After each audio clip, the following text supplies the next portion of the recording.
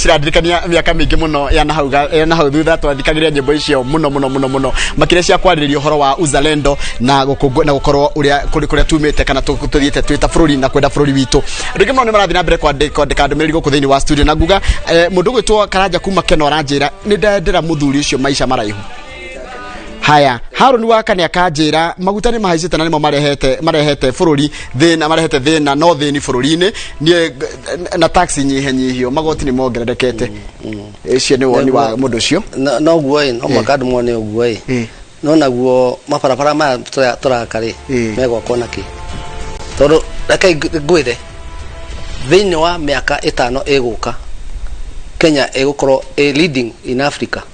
Maparapara marakwo kumako expressways na ki uyu gakunuka rimwe ta makuno tukaje kuona matunda thutha mutheri othira ici no gutie kindu kiega kiumaga hega. Thank you. No ageithio ni riri Geithia wa Mwangi twathomire nake university jitao Professor Gatara ndamugeithia professor ni jim kana ni arakena muno agikuona mundu akiririkana mundu arikare yake na muoyo ri twamba kuga Ngai agocwo ati we muoyo tondu aingi itu ni magithire ndukabake haya wari state iriko kuri America he mundu wa America rajuri hende wokite gukuitwa riu ni magithire America magikara America state imwe kuri New York agathiite maita matandatu New York the whole of New York itagwo New York state na Minneapolis ikoragwo iko Minneapolis is a city ni ndia mirumenyirie ni ndu wa George Floyd uyu rakitwikire wa no Minneapolis ni thiete no ndia meni state iriko Washington thiete the whole of California kuma south ginya kira kuma San Francisco ginya na Los Angeles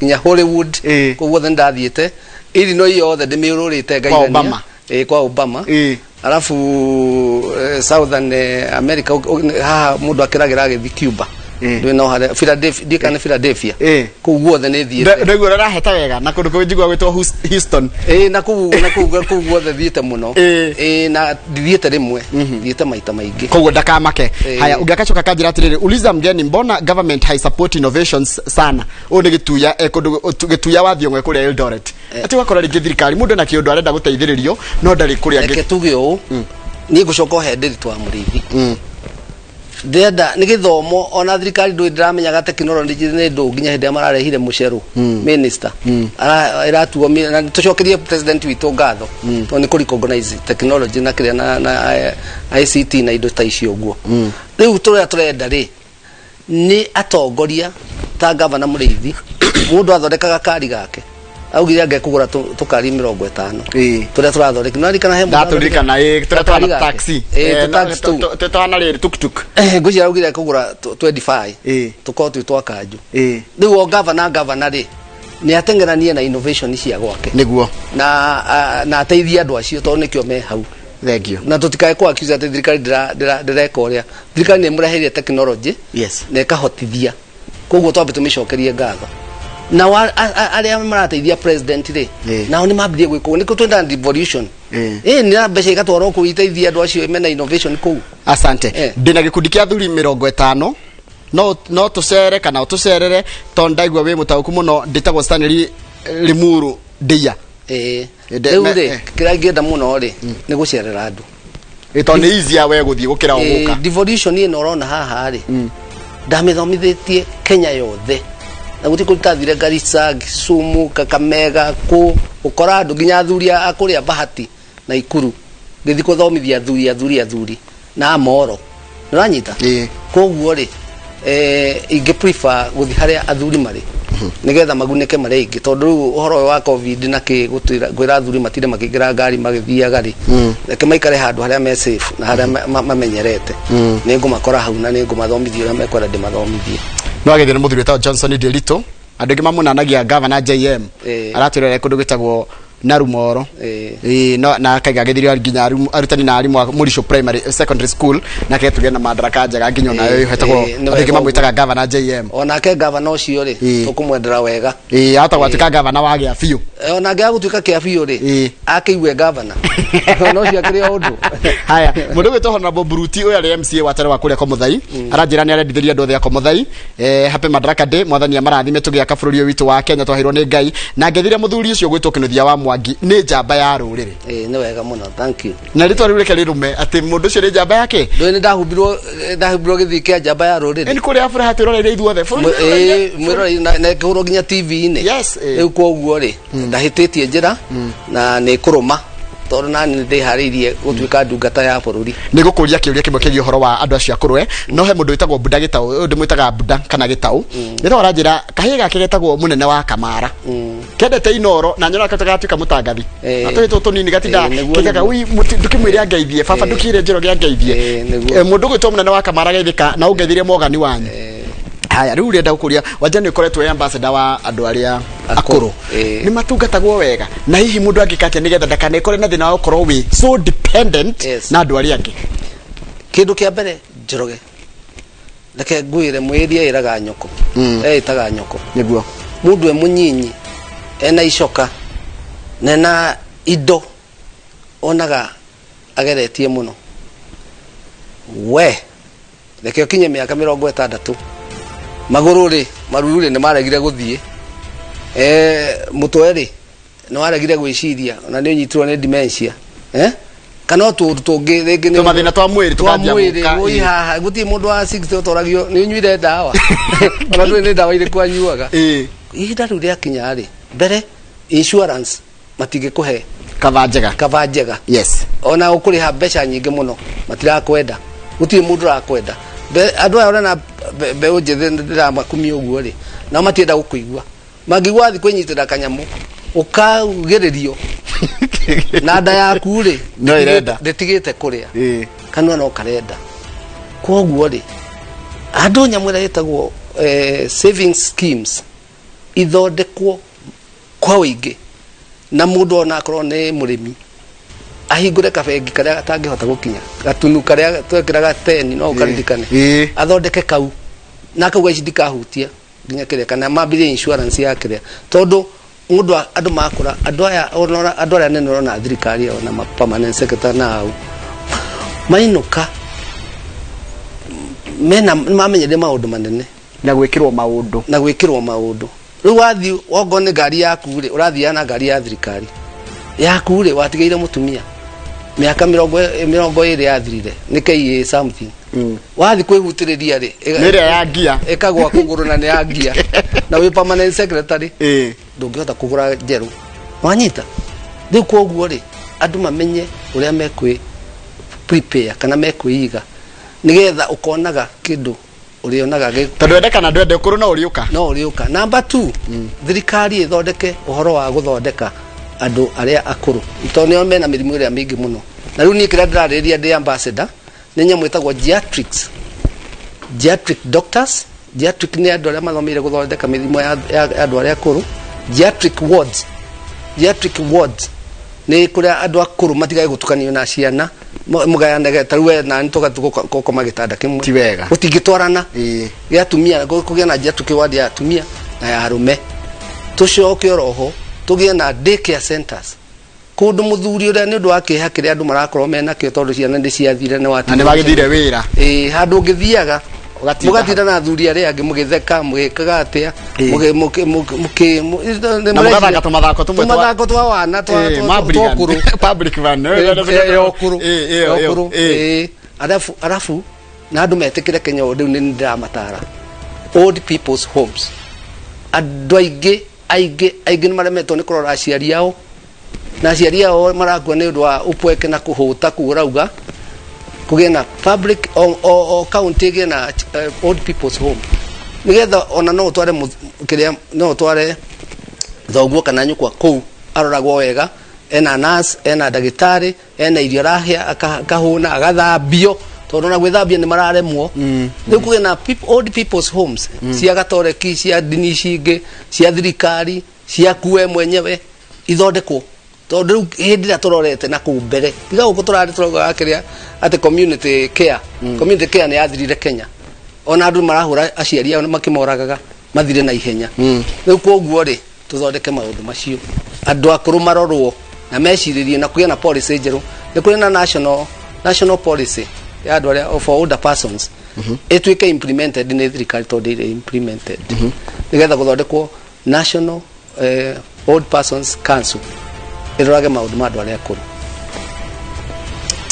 ni horo mwega na mundu kanyama kanini karia akiigaga Njoroge ni tondu ukadirikana muthenya uyu ri na aria marathikiriria ri ni makadirikana rimwe ati kinuthia wa Mwangi atwirire ndiaga ukiigaga tiga kunina thegi tiga kunina thegi tondu niguo undu uria uninite andu aria uigua anene ni minister uri kutaigua ndikumugweta ritwa thiutirirwo he minister wi kuria coast aikaraga handu anyitite uguo arorete nyumba ciake cia ndoro ithatu tunyumba twa ndoro tondu iria na hinya ndaigire kindu ndaigeire arakwenda mundu muthuri ne kwenda muno akehithira muno ne tindaga hau tondu daumagira eguthi naku na guthii na kundu na athuri age guthii gucerera riu nari minister ndikumugweta ritwa arendu ati aroraga tunyumba tu kuma rucine nginya hwaini agacunga ndari na wigaruriri no agethire mundu gwetwo Winston John arajira usalimia my mom na dad umekia buri avai na mutumia wakwa Egong Road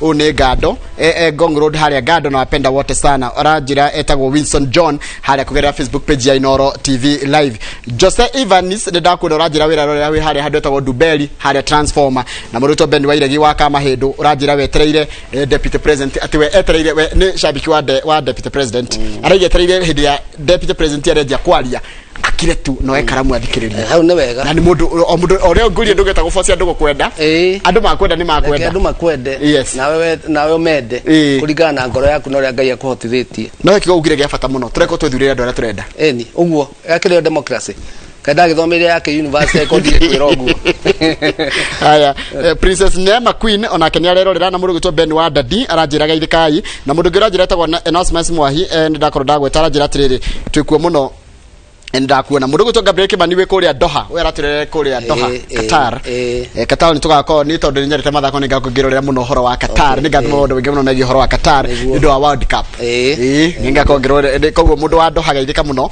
na wewe ni ngoretwo na kundu kuu uguo ni thite Qatar ni thite kundu maproject 40 uguo na Kenya hatire handu tathiete Kenya tigukiurura ndi koretwo iha moko-ine makwa devolution ungihota gwika wikarite wabici no mwaka uru uthie nginya wone kuri andu maikarite no ria maikarite tondu gwikuma wathire hindi wathia ya guthomithia na gwikuma uthiete thutha mutheri nonete results ya devolution no maingi athire kuona uria devolution iraruta wira na reke ngwire andu ni akenu kuria twetaga marginalized ni reka kuigwa kigo ke marginalized ya umire riu bururi igicoka rukire andu individuals no igwa te we are marginalized no dogeigwa te itura ria Habswain kana kuria kungi ni marginalized makirire ki ona ria turia iko tuiga ati kurukura hiuta gabatura karimatura tukaiga kunene kwa ru andu marathi kugura migunda ona kuingi mera mathie ru Northern Kenya mathi magure migunda kuto ni gukuhikuka guothe kurahigurwo mabarabara wiki ate Northern Corridor ni is an investment area mathie kuo ni tondu ndo cio ru aria mwaheaga irio ru nimo mekumuhe irio githe muteanine kahua na kundu kwa irio guku Kiambu na kuria kungi guothe mukendagia migunda maguta iyo miguta macho kuheo irio ni andu acio a North Eastern asante sana ona githua wako ina waka macerere getereire deputy president mwenyewe andu ngine mamwetereire muno ni menda kuigwa ria kuga tondu ni mamwende na mundu akenda mundu no go ndo njira mundu endwo ni endwo haya rudi nda nyambe njoke kuria mwena wa Githumo nigetha nyitane na mundu gwitwo Harun hau kabere Harun ekwaritie na amwe aikari ndo njira gutire handu gutari mundu waragia rudia miro turaria ni nceretie andu amwe aria maikarite kumana Githumo na kamoria tiriri diaspora inyu mwitagwo kumuikara Githumo ri mahoro wa thirikari yothe guka guku ri muonire tareke tuigwe amore mekugaga umefurika na watu, lakini tunafurahia, tunapata pesa saa hizi, but tunashukuru rais kwa ile kitu ametufanyia kwa kitu nini mji wetu wa Kisumu. Tunaona maendeleo, alafu kurudi kwa upande wa sisi raia kidogo nichukue pesa. Karibu baba. Sasa upande wa rais na mheshimiwa Raila Odinga, tunaomba amani sisi. Hii amani wametuletea Kenya, tunaona baraka kubwa. Ni vizuri watu wakiwa na umoja, urafiki ile wametengeneza na Raila Odinga. Kuna watu tunakaa na amani. Mimi kama mtu wa biashara, niko na marafiki wangu natembea Kenya mzima nikifanya na Coca-Cola. Nakutana na watu tofauti, kabila tofauti, tunajumuika pamoja. Sisi hata kama ni usiku. Karibu baba. Karibu nikuzie. Chukua tu. Hiyo ni aite. kunywa tu nitachukua pesa, ngoja kidogo. Sasa hiyo maneno ya ukabila tunaomba Kenya ishe, tukue una umoja. Sisi kama wa Kenya, sisi ni Kenya, sisi wote. Mimi kama mtu wa biashara, tunajumuika na watu tofauti, kabila tofauti. Kama sasa hii biashara, kama si COVID, wenzangu wangetoka Nyeri, Nakuru, Eldoret, tunajumuika pamoja, tunapiga order ya hizi products zetu. Kampuni inatusaidia na tuletea, tunagawana kama vijana, tunapiga kazi. Kila mtu anapata yake kidogo ya kwenda kula na jamii wake. So tunafurahia, umoja ndio tunapenda. Sasa naomba rais na Mheshimiwa Raila washikane mkono sana. Sisi tunataka amani na tupendane kama wa Kenya. Tafadhali. Hiyo ndio message yangu kwa rais wangu. Mkenya nampenda sana Mheshimiwa Uhuru Kenyatta. Napenda ile roho kuna tena, tuna rais ambaye ana roho safi. Ana kushikia mtu chuki. Rais wetu ana roho yake iko safi. Hata ningepata nafasi ya kumfikia, ningemfikia, ingawa sasa security iko tight, lakini ningemfikia nisalamie rais. Asante kwa hizo baba. Hiyo ndio sina mengi. Asante. Thank you so much. Kwa majina mimi naitwa Fredrick Odhiambo. Haya, ucio ni amwe andu aria mari kuria mwena ucio wa mwena wa Githumo makiaria na mwarikitwa mohoro gwitwo Harun Maina na gutariria mamwe ma maundu maria maratanya president ukorwo akiaria kana akirongorera thini wa ndumiriri yake kuri bururi muthenya wa umuthi.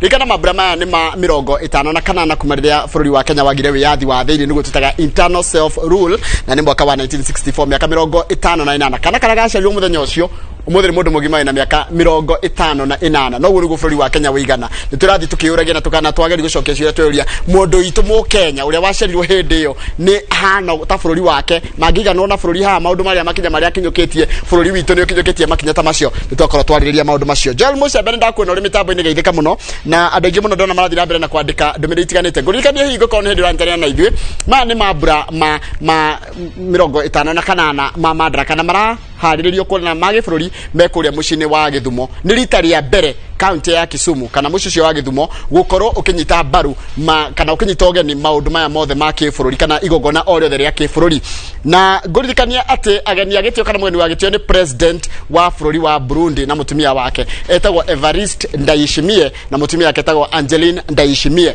ni mekorwo makihumbariri igogona ria muthenya wa umuthi uria roria kana munini wa president ni aratanyo ni umwe wa ageni areme makiaria na makiruta ndumiriri yao undu mena president Uhuru Kenyatta na nigukire na atongoria magitiganite agathi nene kana ngathi ya iguru thirikari ni itu twendete ya bururi wa Kenya.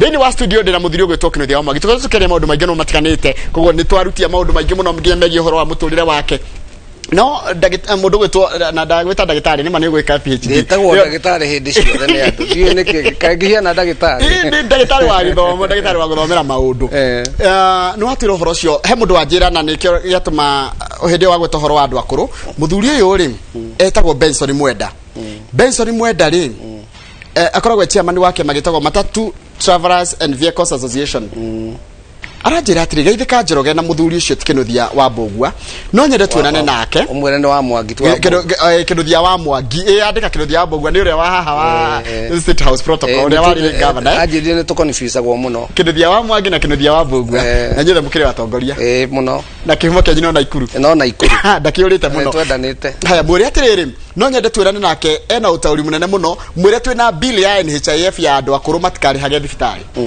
mena ni marendekithia atiriri NHIF irengagwo mbeca cia andu akuru magutaini maria tuguraga ma petrol ta South Africa guciara Rwanda mwire ajethe nigo nyitania nake nigo muhe namba yaku nigetha gutumire namba yake nigetha tunyitane nigo arendekithia kaundu kangiteithia andu akuru ati mundu mukuru madego thi hare akingira hare gire kwamba gurorwa arore kama mafuna ngani marwaga senior citizen muno henya mwetagwo riri advocacy riu ucio niguo wira witu gwakwa advocate hari andu acio ongo ne bill tayo tutigwithitwo ni andu a parliament tumaririe kwina bill ingi ciri okuo riu ni amire na ciama nyingi cina uhoti ucio wa kuthi kwaririria na kuu tunyitanire to thirikari ikaga uguo utangimehatika kana umithomithie ti kumehatika ni kumithomithia to they are not aware no mahokiritie awareness thirikari ati hari undu tarathi na mbere mwega na hari undu ungikwo mwega makiria no teithia andu riu uguo niguo tungika twina Mbugua haya rekethi hare Facebook page ya Inoro TV nigetha na oriri tumatambure tondu ne ringi muno maratwirorera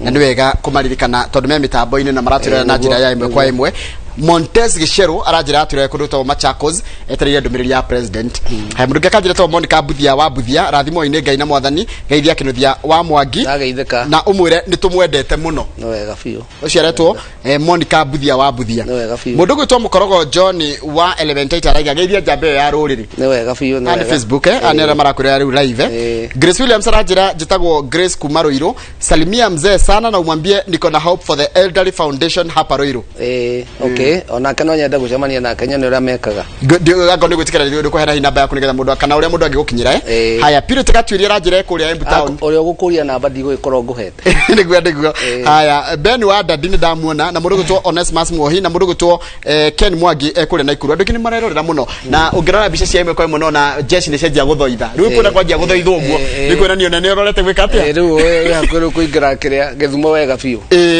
haya ungakajira jitagwo Nonita Jogona ndirakwirira ndi kundu gwitagwo atia ndarakorwo nyandikira kuri ari ngiru riu cenjia ukanyinge MC Kamande wa kundu gwitagwo ku ndinamiona wega eroiro na Zefania Njaga ndamuona na mundu gitwo Solomon Mwas ari ondo Qatar oro wa nginya ndo maratwira me mabũrũri manja na makaigua mendete bũrũri wao mundu na kuja na igua gake misi bũrũri wao daikarire Britain miaka 3 daikarire utari wainuka githoma digiri cio igire kaida kirutire na gicoka ngiandikwo wira thiini wa Municipal Development Partnership for Eastern and Southern Africa gikara Zimbabwe miaka 5 ndakwira atiriri thiini wa embassy ya Kenya agikuyu othe nikuo twacemanagia na nie majitaga mea tondu umite local government riu ndathii majitaga mea wanyita riu ndiretwo njamba ya ruriri hindi majitaga mea tugicoka twa Kariuki wanyita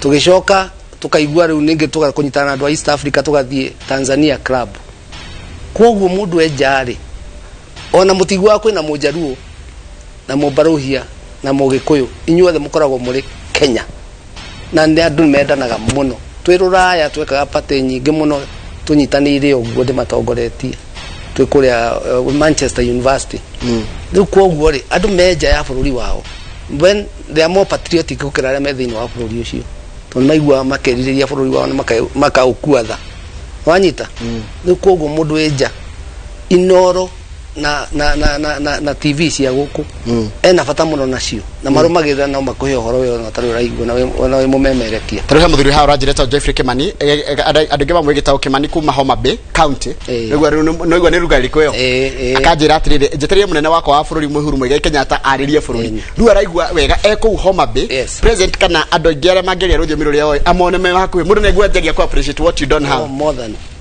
more than riu githiti ndakwira uthiaga ukanida gikuyu na mukanina ukenya ukathie nginya wethera mu Tanzania na mu Uganda weja ya bururi na weja ya kwanyu ithi tutoire Rift Valley ndaciarirwo Moro ngirererwo Arubaga na riu maitwa akoragwo Njoro kundu gwitagwo Rare na ndakwira u ni twathire tukimenyera kundu kuna tugitua gwitu no mundu no gatiriri ni ndaumite Murang'a roko na heni wanyita ni ndie muroko na heni kutoka baba kwire atanyonetie niguo no njiguaga ati miri yakwa nderagwo ikuru gitagwo Murang'a roko na heni koguo uhoro wa mundu enja ya kuria aumire ni akoragwo akiririria wanyita Kanyenya-ini ona kibande giakwa kia mbere kiandikitwo Kanyenya-ini tondu ndenda ku nap 1968 niguo ndahirwo kibande ndakiandikire Kanyenya-ini ati nikuo gwitu na Kanyenya ndimio nere Kanyenya ni kwa muthuri uria murata kwa gwetwo riri uria ngurita Mukuha uria architect haria handu hetagwo Irima niguo ndako emphasize mundu enja ya kwao ni ndiragiria bururi ucio wa kwao better ukira kwa ndikana orero sorry Kanyenya ni tofauti ni twarigo Kanyenya ndakuna no mwene ya Murang'a ndagithira Kagema ni Kagema na tirire ngurie tarua birthday yako gwesa tari mundu wa miaka 71 ri birthday celebrate kana njire hana atia riu ri bereri mundu ambaga akahoya prayer ni gucokeria Ngai ngatho tondu gutie kindu kingi ungiria kana unyu tari waria no tari wanyu riu no hoire Ngai akuhe ihinda iraiharaihu na akuhe bothi na akuhe wendo na muno wendo reke ngwire utonga wa mundu mukuru ni wendo wendwo na kwenda andu aria angi tariu nie turi urata muno na mutumia wakwa na ciana ciakwa turi urata muno na mbeu njithi aingi ni turi urata muno na athuri aingi na ruta athuri akiama ni twendanite muno nwanyita riu ri wendo nicio irio cia muthuri wendo kwendwo na kwendana nicio irio cia muthuri reke ngwire icio ingi ni kurumira irumagirira tondu wina wendo ri wina health na wina ruo ri wendetwo ri ndungirigua ruo ru uria ungirigua we wiki ukirutikiriria we wiki niguo koguo celebration neyo ucokeria Ngai ngatho na kumiriria wendo nwega muno ririkana mwirori wa Nero TV bica cirona ni cia imwe kwa imwe kuma monoria wa kiharo kia Jomo Kenyatta kule mwena wa Githumo na nikuo mabura ma muthenya wa kana ma mwaka wa Madaraka Day mekorwo magitafanirio kiharo-ini kiu magitongorio ni president wa bururi wa Kenya Uhuru Muigai wa Kenyatta nimekorwo makinyitanira na president wa bururi wa Burundi ogwitwo Evariste Ndayishimiye na niwo gukorwo ari mugeni wa gitio thiini wa igongona riri ria gukungwira miaka 58 kuma ria bururi wa Kenya wagire na wiyathi wa thiini niguo itagwo internal self rule. Haria Facebook page ya Itoya Inoro TV live nedona mundu gitwo John Muiruri aranjira kundu gitagwo Sigona Thamanda Jose Kihio araturera kundu gitwo Karatina University na mundu gitwo Wachira wa Mbake aranjira atiriri miri muthoni uria wa free ni uyu mundu wa gatufia ni we uyu andarega mundu ni uyu wa gatufia na wa gatufia ni kuda gatufia na wa gukunda ni arekwa kude haya ucio araturira kundu gitwo Doha mundu gitwo Regina wa Mukorogo na enda kuna uri urauga asante sana mundu gitwo ndona ungi mundu aranjira to Jane Muiruri John Muiruri na mundu gitwo Johannes arega turamokira imwe kwa imwe kuma kuria Kiambu town Humphrey Mwangi Baba Mario ni enda kuna rega gedirio mutumia wa Gladys Jerry na tora twaku Timario na Eunice na Bekiti wa Garu ya rajira umoja ni nguvu na mundu gehadro na tawo Salome gethia kaiga gaibia ando akairi kuria Muranga Kiharo no kaiga happy Madaraka Day mundu gwitwo mundu gwitwo Shege wa Karaja na wa Ngari shabiki wetu sugu asubuhi gaitheka muno mundu gwitwo Ambian Sheriff arajira kuria Ebu na kuno Inoro twetereire hau haruto muno thank you muno ndathigira ndumiricia nyura muciandikite mundu gocienda uria turathoma no one haria Facebook page ya Inoro TV Yune ni ndakuona urajira we kundu gwitagwo Saudi Arabia ndingi muno mari maburi manja mari bururi wa jano ni maraigwa muthenya ni munene muno kurio ni tondu ni mararirikana ni muthenya wa bururi kwao tondu maburi manu aginyonaga national dish yao si yagwo no ritu munene muno you become more patriotic we bururi wa nja niguo ndakwira yes na maundu ona karia kanini muno wenda kumenya kurathi atia bururi wanyu ni ona ngiuga andu ingi makamba magathi na kuja nigetha matuike patriotic tondu tuoka guku ni mundu kuhuria na hake na tukariganirwo ati twi bururi witu twendete na tuthondeke no wathi na kuja ukuaga tha ukaigua no riu tondu ra compare na Tanzania kugacha bururi witu niguo mwega riu you become ukawenda bururi wanyu muno makiria no menye we kwene tugamurugara kwene ndomaga ndigiko yaigire tibi ndindi yetawire uguo yes riu we kwene ri nduri miri ona ungiuga we citizen we kwene nduri miri koguo ni umenyaga kuria ungigia miri noki no kwanyu na hari undu mwe njoroge tika no ndikina u ni de Zimbabwe minister wa Rwanda augite ne kunyandika wira Rwanda thigthi marutire wira toguo ndaruta Zimbabwe no ngimwira nginyagia hau ndutete gukwira miaka 5 na ndaikarire Ruraya miaka 3 ndenda riu thie gwitu bururi witu wa Kenya ngaikare kuo riu menyere rutire bururi wa nywe no ta Ngai wakire to ndoka guku ndaikarie miaka 4 etuo chairman wa Transition Authority ngiruta riu wira ria ingiendire kurutira bururi witu na ndaigua no riu ndikuruta wira kundu kungi riu ni ndaigania I can't stay outside my country anymore no makajoke gwitu njikete tungatire bururi waku yes na nyambe njuri atire niki gitiratuma nyu mukoro muriku nigetha mutare thirikari anga nirabatara utarani wanyu muno ni mundu woria kiuria kiu mwiku nigetha mutare thirikari tondu he maundu ngi muno marathi mahagukite na ugicio mwena guo na githomo kiu mwena kio nikirabatarania raigwa muri tawo gitaigua tia thirikari nditaragwo ni taragwo no anyita na ni taragwo na rimwe karaga kuigua kana no riu ri akoni radira na gitaigua ri na mwerie kagatia taga nyoko riu koguo ri muno akuria wewe uroka kunjira uguo no ti mundu ndorete ka ni thirikari riu mundu jerekeire ona turiga thirikari turiga mundu ndauga thirikari horo wa gitaigua na mwerie itaga nyoko niguo guti maundu maya matakoragwo meritwo no ringi ri ku thirikari wiragwo ina mwene na mwene ndukamumenya ni uriku ndukamwona na maiko ona thirikari ndionekaga na ndukacoka kumenya ugathie umukore ha tondu ndumuwi na nduri wa muona ri na niwe mwene ri ukamwirira ku nibu no ageithio ni riri no ageithio ni Reverend Githaiga Reverend Githaiga araiga atiriri twari hamwe hindi ya kuria Church Blaze. Church Blaze. Egia wa Mwangi. We were together in Church Blaze. Reverend Githaiga ni murata wakwa muno. Akanida wa ACK kuria kuruta wa muiga. Ndamenye horo wa Church Blaze muno. Haya ni wage genereri. Ni mundu gwitwo ni mundu ngira haranjire ta Pastor Ben wa Migate. Ajire ndukigethire muthuri ucio mana ni gwatukenia. Ndamugeithia muno makiria. Ndikana etagwo Migate ni kuruga kana ni kwendia. Haya mundu gwitwo Jo Modi aranjira kwaria mani ati DP ni endetwo muno na andu matingeri na matingeri ngiriria ni their choice na ne maithio to igatiriri mundu undu uria mendete na ni ututulithirie wega muno mundu kindu kiria kwenda guthura kana mundu uria araigua kimukenia ri wethi muikiria kura na ndindi korona kinyongo acha ndimitaga atiriri Njoroge nigetha andu a Kenya mamenye I put everything on free fall. Exactly. Ugikia ugitwara thigari iria ikoragwo ciohete nyamu kiria ri parachute ri maikagio mekuria mundu agaikio nja agekira parachute yake ndigo uria uregwa kuria migwe-ini uria uregwa rui uria uregwa kiharo uria uregwa mutitu riu mundu ni choice yake akira drive gataru gake parachute iyo put people on free fall like andu mundu agethe kiria ahandite yes na ndakae ko indo ciake itikae kugathwo ni mundu ungi na ndakagiria agethe kiria ahandite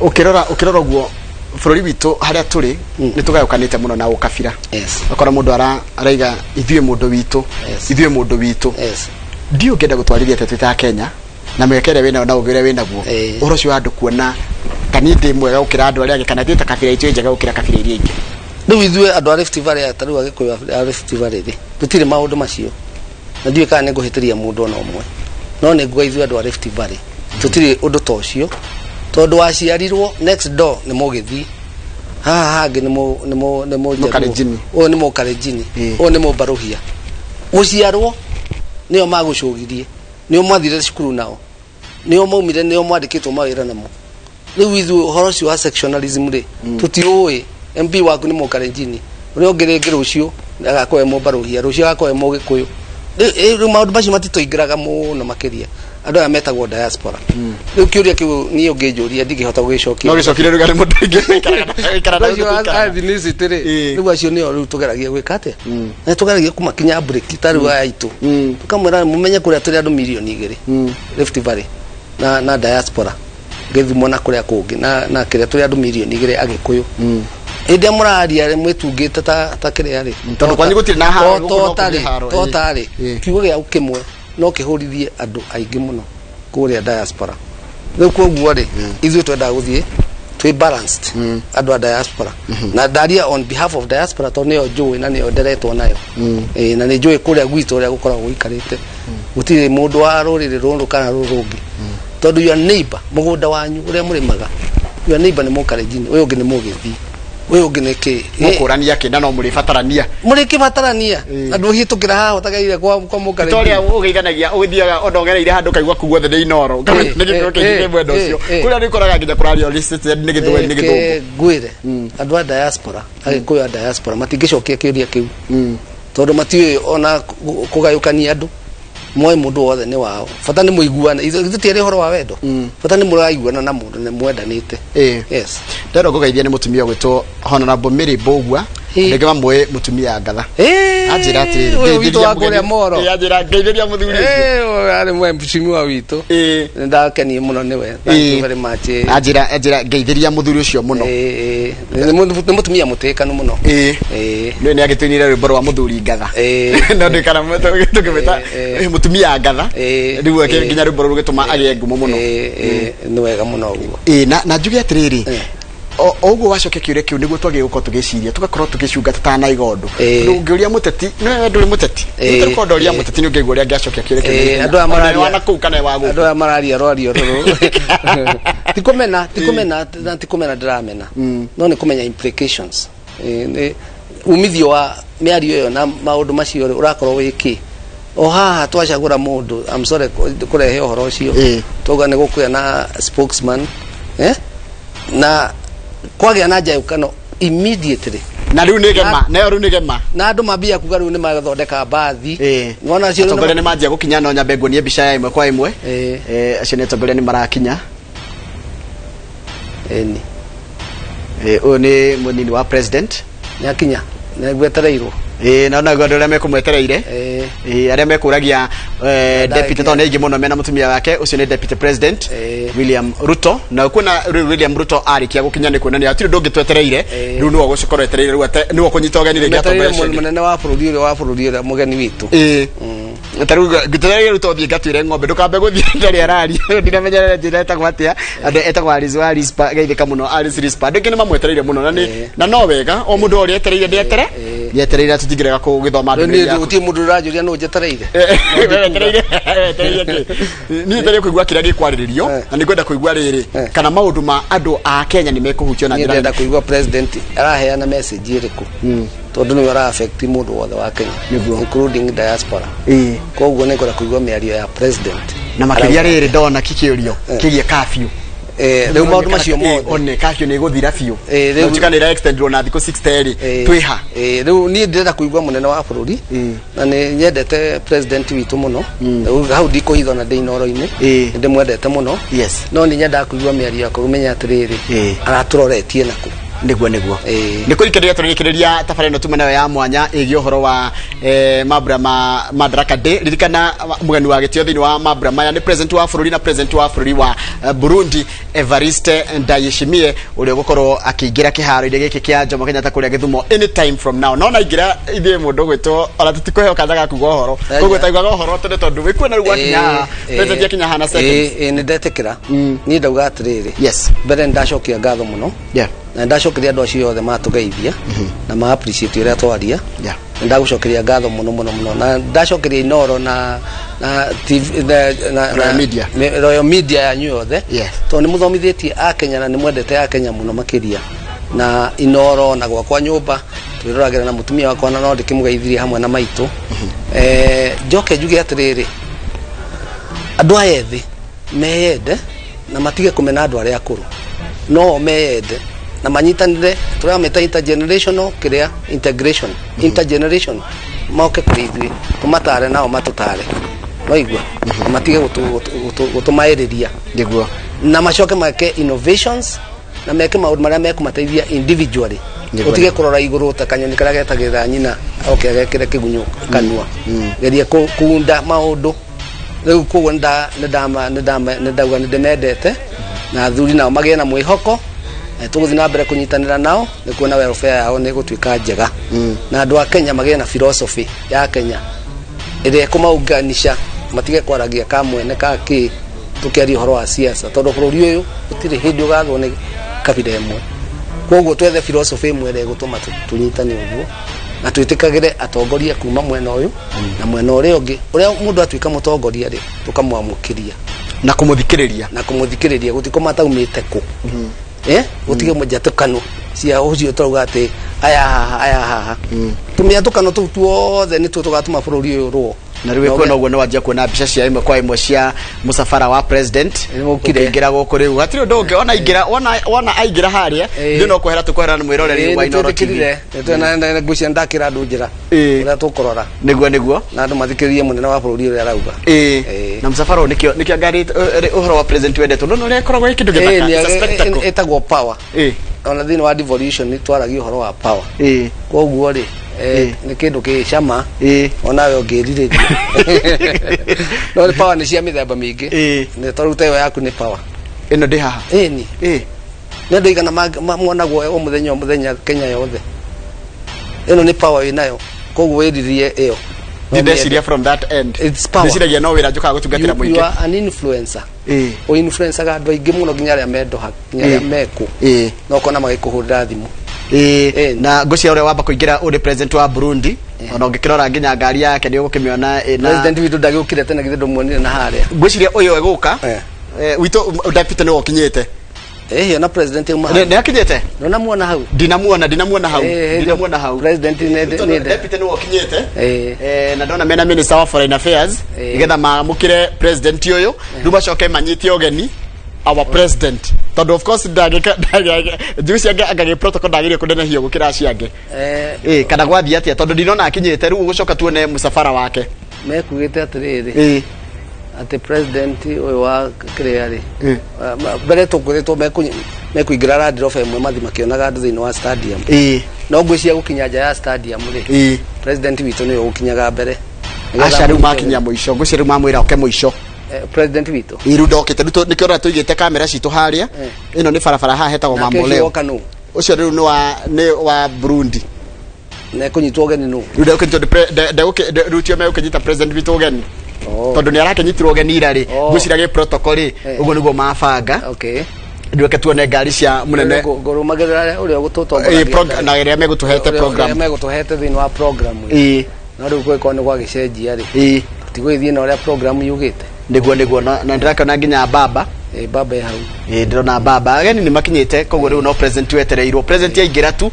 irio tuge ohoro nigetha twirage andu a Kenya mendane na metikiranire ati mundu etekirwo kwaria uria kana gwika undu uria endete makiria niguo na kindu kingi kia bata muno ri ona ithu turi a Kenya angoro mundu ni oka gutuhoya kura ni wa kundu kuna ni oke twaririe coke othie ithu ndujirire magioka wikia kura makova kivenya magathura u uragiria ni ramwe magikeno giake ukimuthik tona keno yare kwenda guthikiriria no coke umenye uria waima kura umuthi niwe ukahe kura rucio koguo mundu ucio mutitiganite nake niguo ndio kuri andu maruga magata maita ta matano na ria gatandatu no agathurwo nani wana kata elve no turathina mbere na kora pisha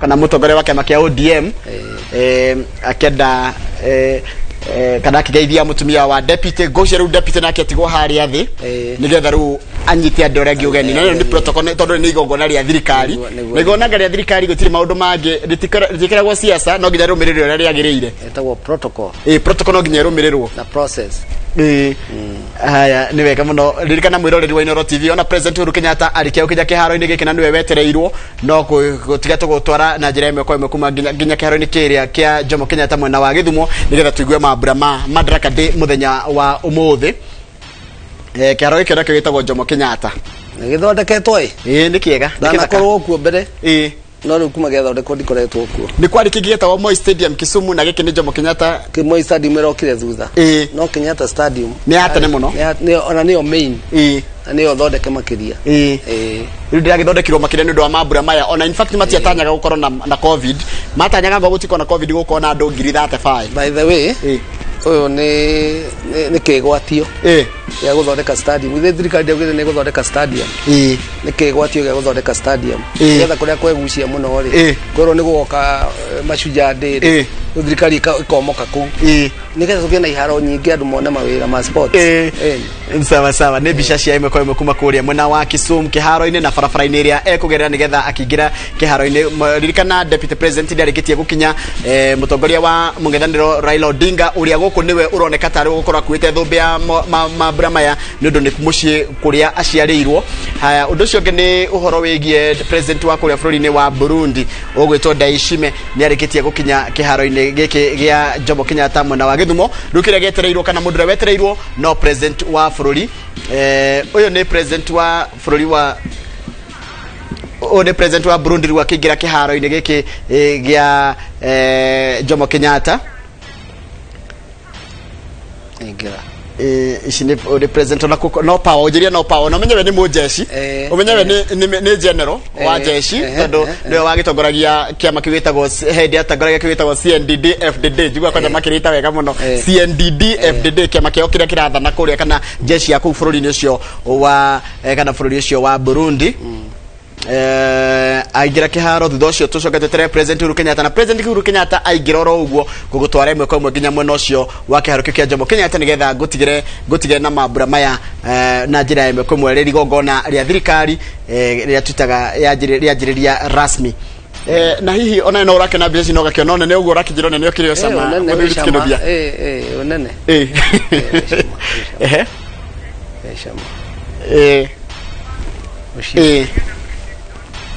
na nuona ni anyitwo ugeni ni munini wa president William Ruto tondu ni igongona ria thirikari ni igongona ria thirikari na ngwiciria kumunyita ugeni athie hau rugongo then deputy acoke eterere president naona mena mutumia wake gwitwo Angeline ucio ni president wa bũrũri yonyitire horo uyu na no nginya hakorwo na minister wa foreign affairs gwitwo Rachel Mamo nigetha gugitigirirwa ati mundu ucio ni aigua ni amukirwo bũrũri-inĩ riu ni amukirwo maitho-inĩ maitũ ira ni aramukirirwo kiharo-inĩ kia ndege na aramukirwo thingire-inĩ wa iregi na marakeria maundu maria mararagiriria riu muthenya wa muthi riu ni oka kira tutaga gathering protocol nginya irumirirwo na mundu ngiamukira ageni na giki ni gitio kia bũrũri ndaigua mundu oka guku ri akerwo aririe bunge ri kana akorwo no mugeni wa gitio toria turetirwo ndi kana Namibia kana Tanzania turetirwo Tanzania gikorwo gitio kia mwanya hari muki gwitwo uke nginya waririe ria wona Museveni agoka karia ekirite ngobia teno yakwa kariria andu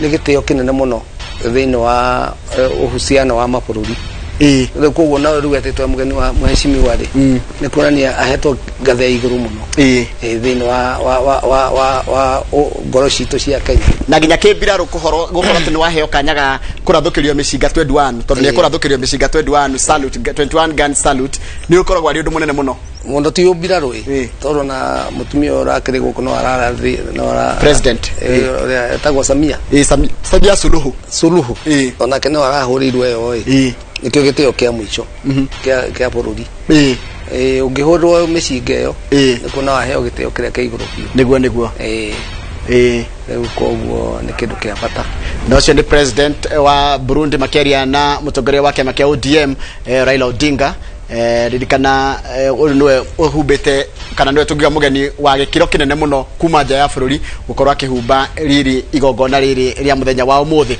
kiria getarirwo no president Uhuru Kenyatta kuingira kiharo-ini giki nigetha mambura mambiririe rasmi ririkana mekwagiri kwambiriria thaa 5 no mathaa ni mathiete muno na magagithie muno riu tugietereire president akiingira nigetha akinya akianjiriria riu tugithie kuo imwe kwa imwe nigetha tugikurehere igongona riri Otainoro TV maundu maria tumenyerete hindi ria gwakinyirira magongona tamaya jeshi tayari icemba nigetha okaru agikagwe gwarinde ona guhoro cio wa gwika maundu macio no koragwo ari undu munene muno nginya ko inspect guard of honor atiriri kono ririkane mundu warugamite kuria Baringo akarugama thutha wa governor akiaria during state of the county ati nigetha mundu akarugama thutha wa governor kiria etagwo aided the camp ADC riu governor akiaria yarehire thina muno nginya ngihurwo ni jeshi ngihurwo ni office of the president ngirongania governor ucio muno na ngirwo aided the camp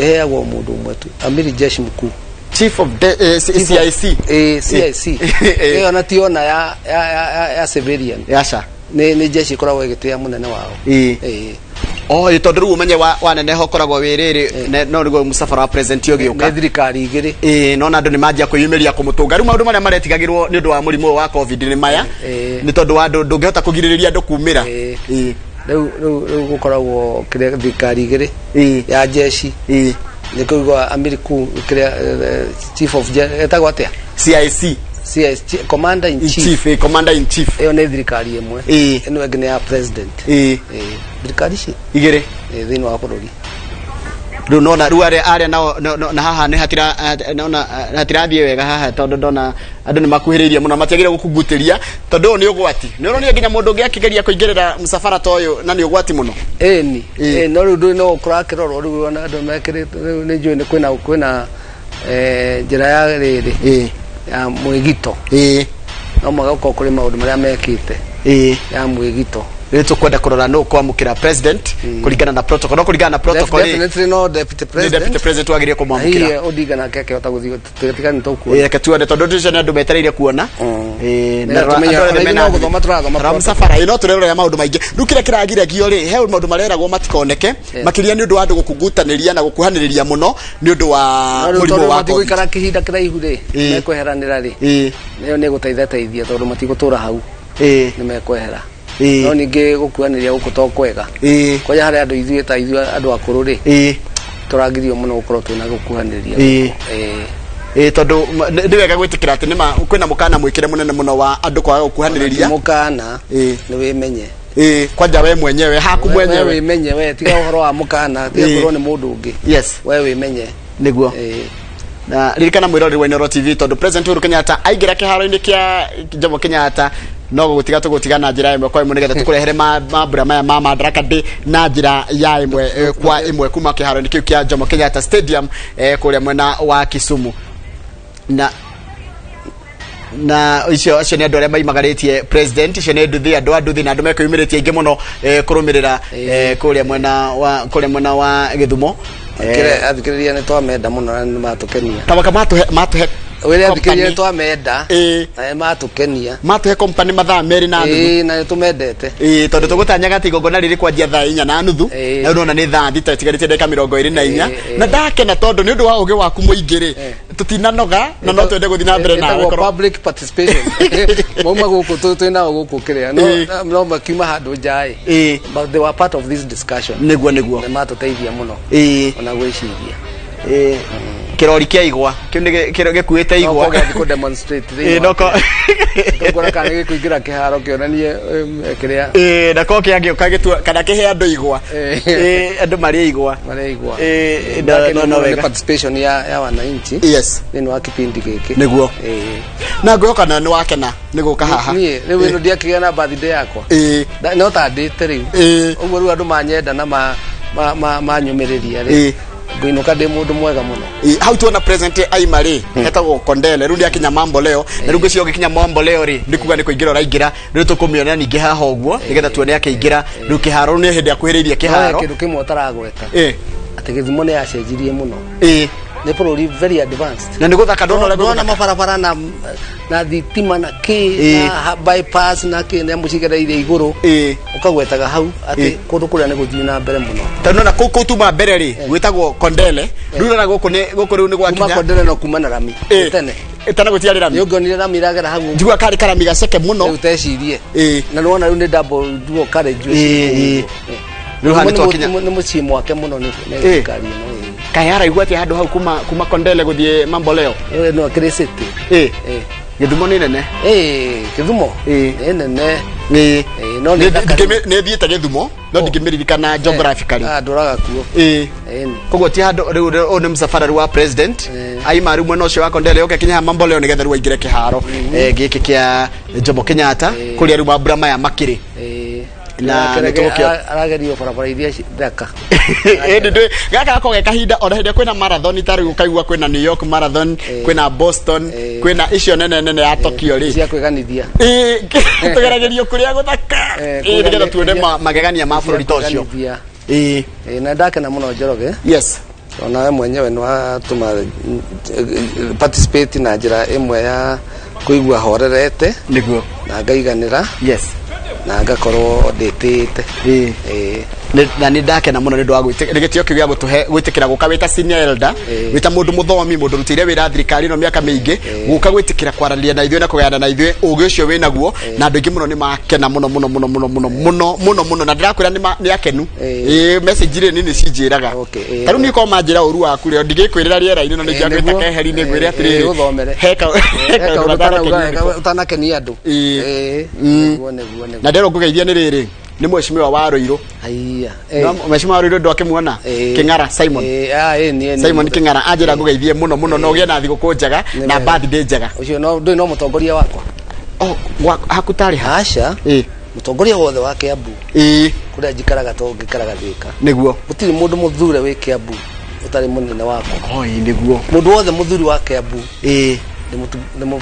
demo igadaga ta my MP niguo no mwaka ndimuhe gitio kia my MP ona mheshimiwa King'ara no gitio kiria ndimuhete mwirori gikoni hindi ranteria na ithuĩ ici nĩ mbica cia imwe kwa imwe kuma mwena wa mambo leo nĩ kugeria tukuhĩrĩria harĩa igongona rĩrĩ ũyũ nĩ msafara wa president Uhuru Kenyatta na waima thutha wa deputy president nĩ ambire gukinya gwacoka gwakinya president wa kũrĩa bũrũri-inĩ wa Burundi ndaishimie riu ni president Uhuru Kenyatta akiingira na aingira kiharo ona aingira kiharo roguo ithu no kwehera tuthikiririe o tawe na twirorere uria mambura mameko magitafanio kuma kiharo nikio kia Jomo Kenyatta. Uyu ni president Uhuru Kenyatta na msafara wake Maima Kondele ntukuretie Mekondele riu meha handu etagwo mambo leo. Nona ici nona nginya nduthiri cia ingaigiha iria ciuma nini cia president uria ni president Uhuru Kenyatta akiingira akiwagiririo ni andu akuria kana makimwagira moko kumwira karibu sana dala na federal igiri dona noti hau ya blue hari yake na ya bururi the presidential standard na presidential standard na federal ya Kenya omundu the president ya thuro ni ahegwo federal yake na niyo ru yake ni ya blue nyona yake ni ya rangi ya blue ni ya blue ru yake akigira kiharo aingira kiharo gutiri ndungi ona wathio thie wega reke kwira githe to ndramenya no second ni uigwe nderwo njiroge ru rikia ru guga na kaundu ka fane njuge ati I'm missing you already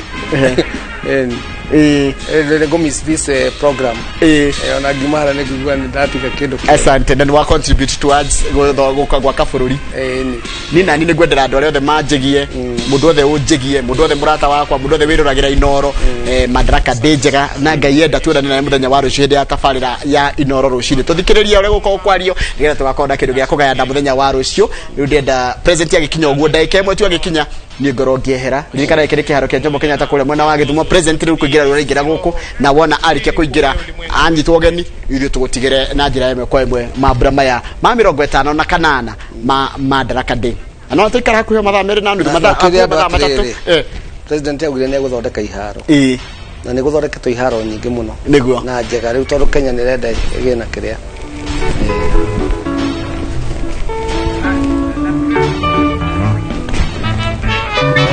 aya ndenda gugutwara imwe komwe nginya riu kiharo-ini giki kia Jomo Kenyatta na njira ya imwe kwa imwe riu kumania hau gutigire kana gutigire kuhara kana gutigire mwaro mwena mundu gwitwo haru ni maina tonio mari kumwe nocio wa kiharo kia Jomo Kenyatta ni tonjoroga wagire jinga ucokerie ngatho ndu agutindania ni kubadia tonjiri thaa 3 na njira imwe kwa imwe riu ndagutwara o uguo uri mwiroreri nginya kuria kiharo-ini kia Jomo Kenyatta ndu wa mambura ma mwaka uyu ma Madaraka Day. Have a nice day.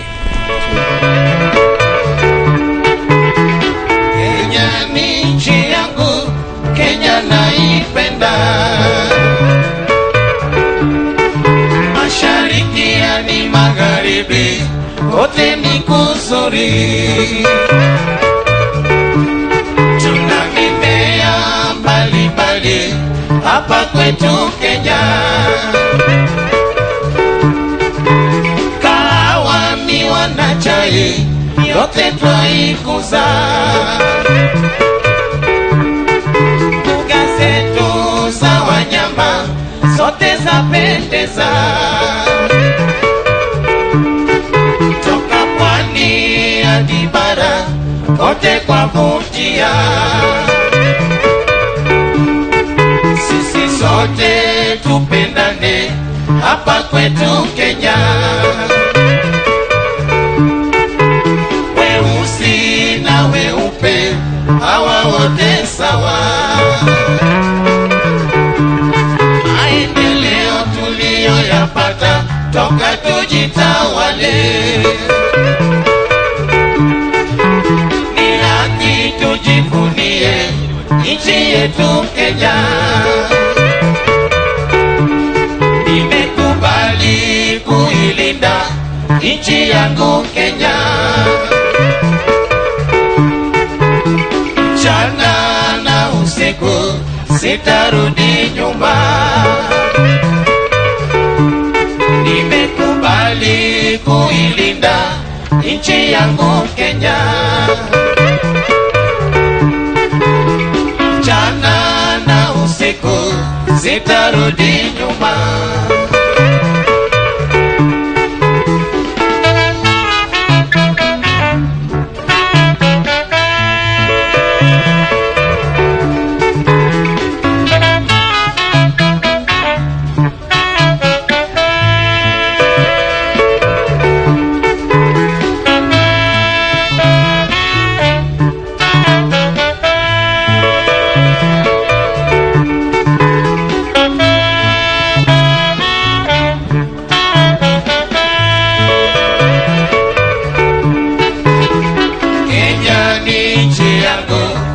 Kenya naipenda. Asante sana bendi ya Maroon. Asante bendi ya Maroon. Kwako.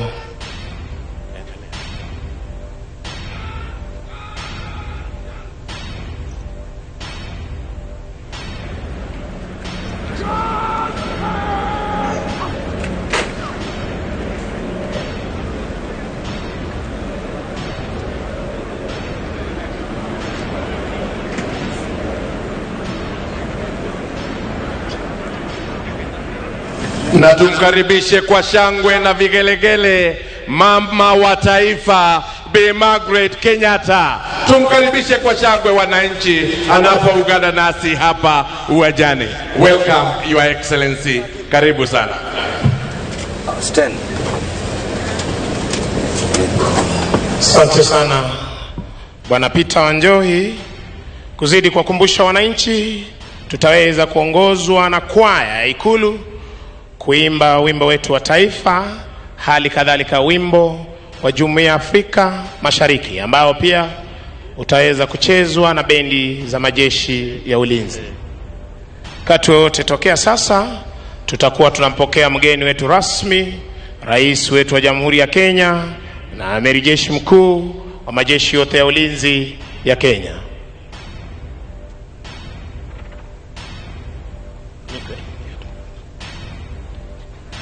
Kwako Gitone.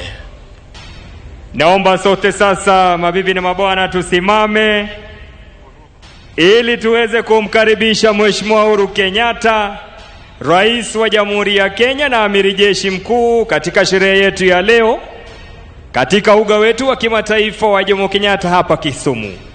Niombe tuwe tayari sasa wote, atakapoingia ugani tuweze kumkaribisha kwa furaha ili ajihisi kwamba yuko mahala panapostahili. Bendi Maroon Commandos, tuungane tafadhali.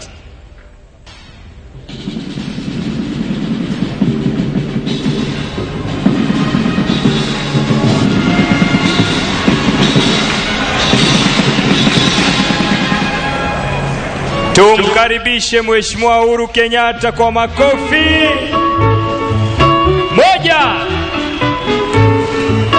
mbili, karibu. Mheshimiwa Rais, ujiunge nasi. Karibu. Mheshimiwa Rais, kwa sherehe ya leo, sherehe ya Madaraka. Karibu. Moja, peperusha bendera. Moja, mbili, karibu. Mheshimiwa Rais, uga wetu wa kimataifa Jomo Kenyatta hapa Kisumu. Karibu. Karibu. Peperusha bendera. Moja, mbili, tatu. Karibu. Mheshimiwa Rais, moja, mbili, tatu. Karibu. Utuongoze kwa makala ya 58 sherehe ya Madaraka. Moja, mbili, karibu. Peperusha bendera. Wapi shangwe na vigelegele? Karibu. Mheshimiwa Rais, shangwe, vigelegele. Tuendelee kumkaribisha na kumpongeza Mheshimiwa Uhuru Kenyatta. Shangwe na vigelegele. Wapi bendera? Peperusha. Moja, mbili, karibu. Mheshimiwa Rais, peperusha bendera. Salimia Mheshimiwa Uhuru Kenyatta, Rais wa Jamhuri yetu ya Kenya. Wapi shangwe na vigelegele? Furaha iliyoje jimbo la Kisumu. Shangwe, vigelegele kwa Mheshimiwa Rais. Moja, mbili,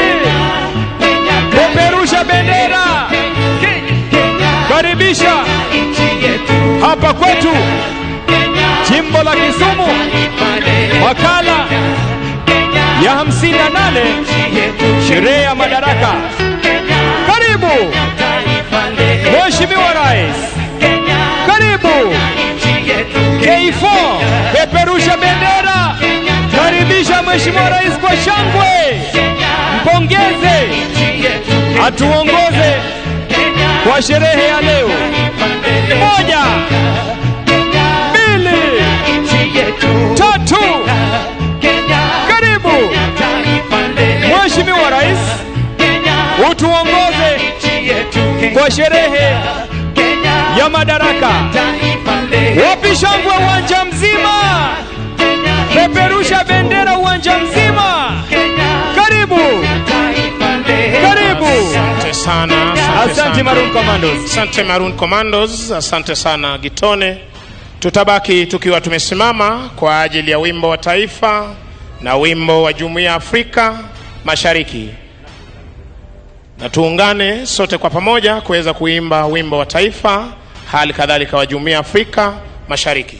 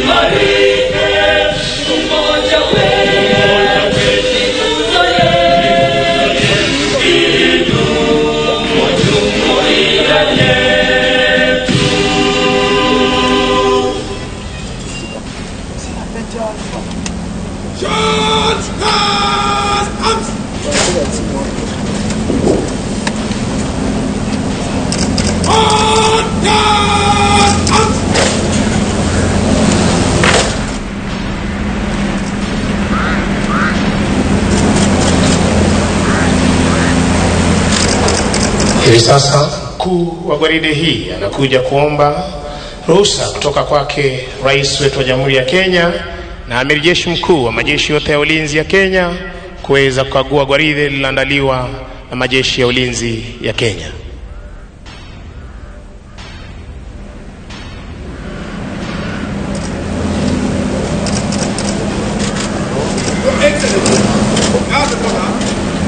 By the Kenya Defense Forces present and ready for the inspection.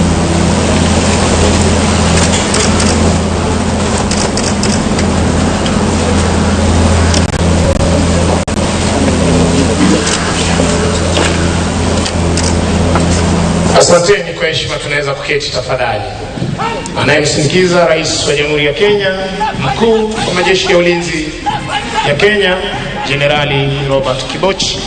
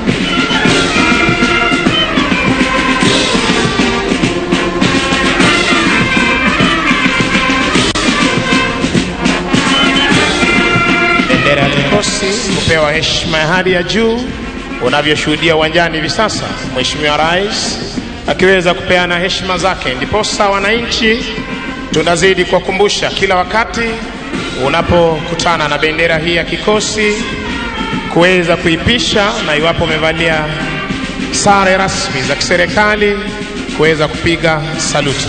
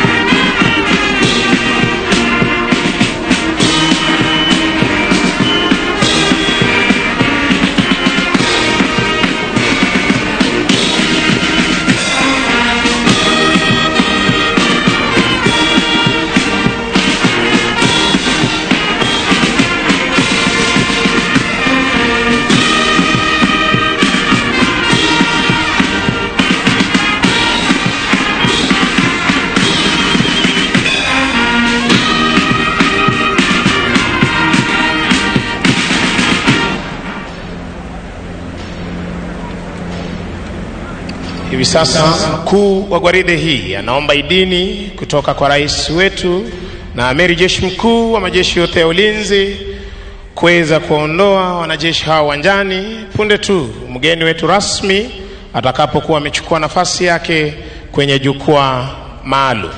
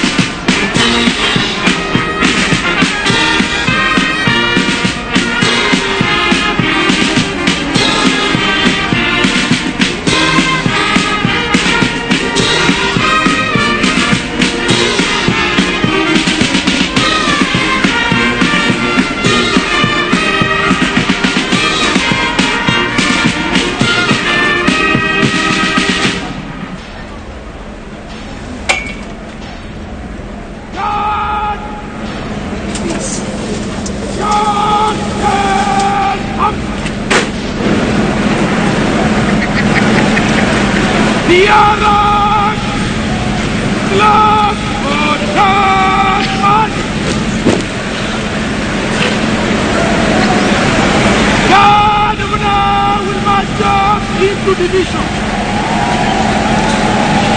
Up to the right is fine.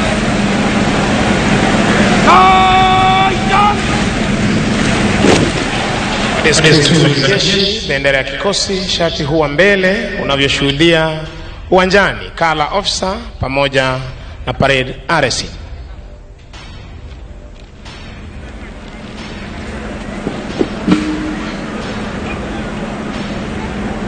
Do your duty. By the left. Quick march. Basi Mheshimiwa Rais kwa amri hiyo waliopewa wanajeshi hawa, by the left quick march, wanajeshi hawa wanaondoka hivi sasa uwanjani kupata kujiunga na wenzao, kuzidi kuhakikisha kwamba mipaka yetu iko salama, anga letu liko salama, na fuo za bahari zetu ziko salama masaa 24.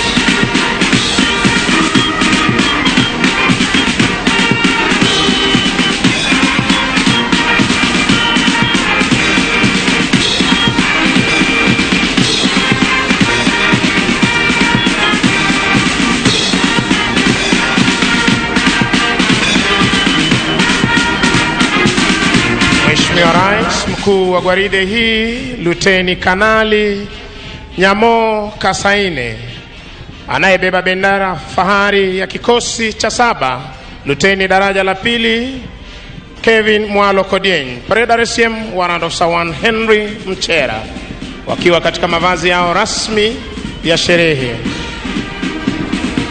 Kikundi cha 2 cha jeshi la nchi kavu katika mavazi yao rasmi ya sherehe. Mheshimiwa Rais, kikundi cha 3 cha jeshi la wanaanga wakiwa katika mavazi yao rasmi ya sherehe.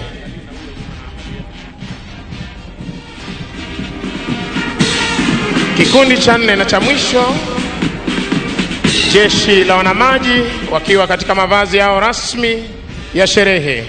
Parade Adjutant Captain Zefania Onyambu, waweka alama jeshi letu la nchi kavu.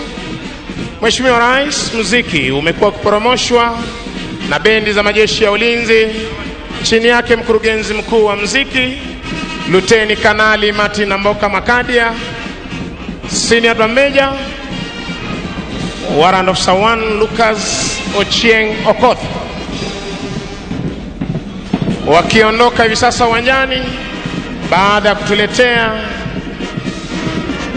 muziki uliopangwa ukapangika. Nitampisha mwenzangu afisa mteule daraja la 2 Sylvester Achanga aweze kutuletea tamasha za ndege zetu za kijeshi kwa pamoja. Asante sana mwenzangu Corporal Ben Misango kwa hiyo tamasha nzuri ya parade. Mheshimiwa Rais, wakati wote tutakuwa tukipokea ndege zetu, na kwa mbali ndio hizo zinakuja ndege, kikundi cha kwanza cha ndege 3 ambazo zinakuja zikiwa zinapuliza moshi mweupe kuashiria kuwa kila kitu kiko shwari. Wanakuja uzuri kabisa pale wakiongozwa naye Meja Ocheng, ambaye kwa kweli wanapita taratibu wakiwa wanaonyesha ujuzi wao. Kumbuka hizi ndege aina ya Tukano mara nyingi zinatumika katika mafunzo. Wapigieni makofi wanapopita. Asante sana. Ndege za pili ni ndege aina F5 ambazo zina uwezo wa kuruka kwa kasi na hali kadhalika kubeba makombora mazito zinapita pale uzuri kabisa katika Diamond Formation. Wapigieni makofi. Hawa ni vijana wetu hapa nyumbani, hakuna mgeni hata mmoja. Kumbuka hizi ndege kwa kweli zina uwezo mkubwa wa kuweza kuruka kwa kubeba makombora mazito na yanaweza kupiga na kurudi nyuma zikiwa kitumia mwendo wa kasi kabisa. Mheshimiwa Rais, ndege ya tatu ambayo inakuja ni ndege aina ya Tiara, aina ya Puma. Inakuja uzuri kabisa ikiwa imebeba bango kubwa kabisa, bango ambalo linasema God bless Kenya. Wapigieni makofi hao marubani. Mheshimiwa Rais, jambo la kufurahisha ni kwamba marubani wa ndege hii ni akina dada, Captain ambaye ni Captain Orina na Captain Mutua. Wapigieni makofi wanapopita hapo mbele ya jukwaa ya rais wakiwa wamebeba bango ambalo lina ombi nzuri kabisa, Mwenyezi Mungu aweze kuibariki Kenya. Basi Mheshimiwa Rais, wanapopita ndege ambayo nitakuwa nikitarajia sasa hivi ni ndege aina ya Spartan ambayo inaongozwa naye Meja Omar pamoja na Meja Chacha, na kwa mengi zaidi namkaribisha mwenzangu Kopro Emmanuel Banzi aweze kutuletea tafrija za wanaanga wanamyavuli. Asante sana mwenzangu. Mheshimiwa Rais wa Jamhuri ya Kenya na Amiri Jeshi Mkuu wa majeshi yetu ya ulinzi, angani hivi sasa ni wana Green Eagles, mojawapo wa vikosi vinavyokamilisha brigade ya operesheni speciali za jeshi letu la nchi kavu. Kikosi hiki kiko chini yake Kanali John Njeru ambaye ndiye kamanda wa brigade hii kwa sasa. Kikosi hiki kilianzishwa mnamo mwaka 1987 na baada ya mafunzo ya mwaka mmoja wanajeshi wa kikosi hiki walikuwa wamebobea kwa kuruka na kudhibiti parachuti wakiwa angani tayari kabisa kwa shughuli mbalimbali za ulinzi wa taifa. Basi kama mantiki ilivyopangwa, mantiki ya leo ni mantiki ya sherehe na moshi unaopulizwa. Huyu ni gwiji wa maruko anayefahamika kama afisa mteule daraja la pili Sami Tirop, akitumia kilipuzi cha moshi kuashiria wana Green Eagles kwamba hali ya anga ni shwari na vile vile wanausoma kadri upepo unavovuma. Wanakuja vizuri kabisa hivi sasa ikiwa kuna bendera 4 hewani ambazo zinapeperushwa na wana kikosi hiki cha Green Eagles. Ya kwanza kabisa ikiwa ni bendera ya Jamhuri yetu ya Kenya, ya pili ikiwa ni bendera ya majeshi yetu ya ulinzi, ya tatu bendera ya kaunti ya Kisumu, na ya 4 ni bendera ama bango lililo na maudhui ya sherehe hii nalosema pamoja tusonge mbele. Kikosi hiki Mheshimiwa Rais kinafahamika kwa kutekeleza operesheni zake usiku wa manane ili kuweza kumnyemelea adui. Anakuja kwa maridadi kabisa hapa akitumia ujuzi wa hali ya juu alionayo Jump Master Warrant Officer 2 Sami Tirop. Anatulia kidogo angani, anaangalia atatua wapi. Kwa uzuri kabisa, tumpe makofi anapotua hapa uwanjani kwa umaridadi mkubwa. Tuongeze makofi kwake Jump Master, huyo akiwa ni gwiji wa maruko. Mheshimiwa Rais, hivi sasa tunatarajia bendera yetu ya Jamhuri ya Kenya kuweza kutua mahali hapa kulingana na mantiki kama ilivyopangwa, mantiki ya sherehe hii ya Madaraka. Wanajeshi hawa wanatumia umaridadi, ujuzi na tajriba walionayo. Anakuja kwa maridadi kabisa, taratibu, akikunja miguu yake kama mwewe, anaangalia atatua wapi. Kwa maridadi, tuongeze makofi anapotua mahali hapa. Afisa mteule daraja la pili Joseph Munai anatua kwa maridadi kabisa akibeba bendera ya Jamhuri ya Kenya. Mheshimiwa Rais, bendera itakayotua hivi sasa ni bendera ya kaunti ya Kisumu. Inatua kwa maridadi kabisa bendera hii ikiweza kupeperushwa na Senior Sergeant John Njoroge. Bendera ya majeshi yetu ya ulinzi inateremka kwa maridadi kabisa mahali hapa, ikiteremshwa hapa chini na Senior Sergeant Kali Mwema. Bango lililo na ujumbe ama maudhui ya sherehe hii pamoja tusonge mbele linateremshwa kwa maridadi kabisa na Warrant Officer 2 Obadia kuvalia midhibe, anatua kwa maridadi. Makofi kwao wanaposhuka mahali hapa. Tuongeze makofi kwa wana Green Eagles wananchi tafadhali. Wa mwisho kabisa hapa vile vile ni gwiji wa kuruka, afisa mteule daraja la pili Jacob Leleina, anatua kwa maridadi akitumia moshi kuashiria kwamba kila kitu ni shwari kabisa. Tuongeze makofi wananchi. Makofi zaidi. Mheshimiwa Rais, kikosi hiki hutumia kauli mbiu inayosema death from above, lakini leo hii tusiwe na shaka, kwani wanajeshi hawa vile vile wana furaha kusherehekea siku ya Madaraka mahali hapa. Basi kama ilivyo desturi, wanajeshi hawa sharti kuweza kujikunjia wenyewe parachuti hizi ili kuziweka tayari kabisa iwapo zitahitajika wakati wowote. Hiyo ndiyo shughuli walionayo mahali hapa, kisha kuhakikisha kwamba wanajipanga kabla ya kupeana heshima yao kama ilivyo mila na desturi zetu za kijeshi.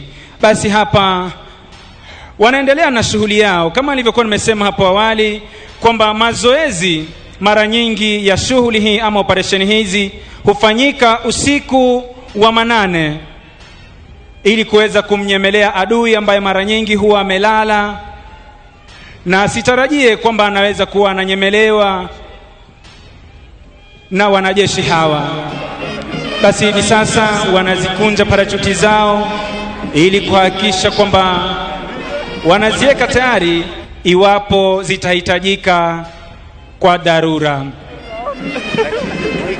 Basi wanajipanga hivi sasa ili kuweza kupeana heshima yao kama ilivyo kwenye desturi zetu za kijeshi. Mheshimiwa Rais, mafunzo haya ya wanajeshi hawa na Green Eagles yanafanyika hapa nchini Kenya kwenye shule inayofahamika kama Special Operation Training School.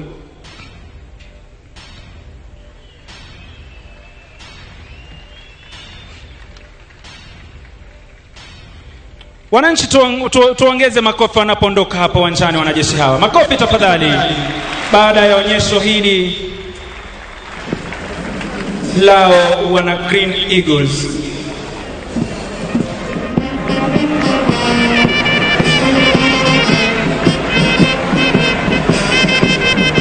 Basi kama kawaida, Drop Zone Safety Officer afisa mteule daraja la kwanza Hilary Chitira Osore, ambaye pia ndiye RSM shule ya mafunzo haya ya wana miavuli, anahakikisha kwamba kila kitu ni shwari kabisa. Basi kama ilivyo desturi, wanajeshi mambo yao mara nyingi huwa ni sawa sawa, wanatembea sawa sawa, wanavalia sawa na wanapigana vita vile vile kisawa sawa. Tuwape makofi wananchi wanajeshi wanapoondoka mahali hapa. Makofi na vigelegele. Tuongeze vigelegele tafadhali. Asanteni. Basi Mheshimiwa Rais, wakiondoka hapo uwanjani, wana Green Eagles wakiongozwa na aliyekuwa wa kwanza kabisa kutoa mahali hapa, afisa mteule daraja la pili Sami Tirop.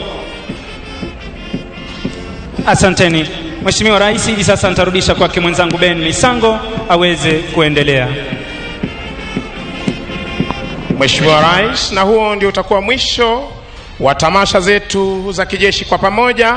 Ningependa kuwashukuru flag staff wetu, Major Douglas Gitonga Mturi, Major Ismail Olwal, Warrant Officer 1 Elijah Koranga akiwa ni Defense Forces Sergeant Major, Warrant Officer 1 Amud Said Abdallah, Kenya Army Sergeant Major, Warrant Officer 1 Dennis Talengo Namunyu, bila kumsahau Warrant Officer 1 Bwana Omar Haji, yeye akiwa ni Kenya Navy Sergeant Major, pamoja na wenzangu hapa, afisa mteule daraja la pili Hachanga, Corporal Banzi, ni mimi wenu Misango Mbaye, nikiwarejesha moja kwa moja hadi kwake Presidential Press Service Bwana Moses Wafula.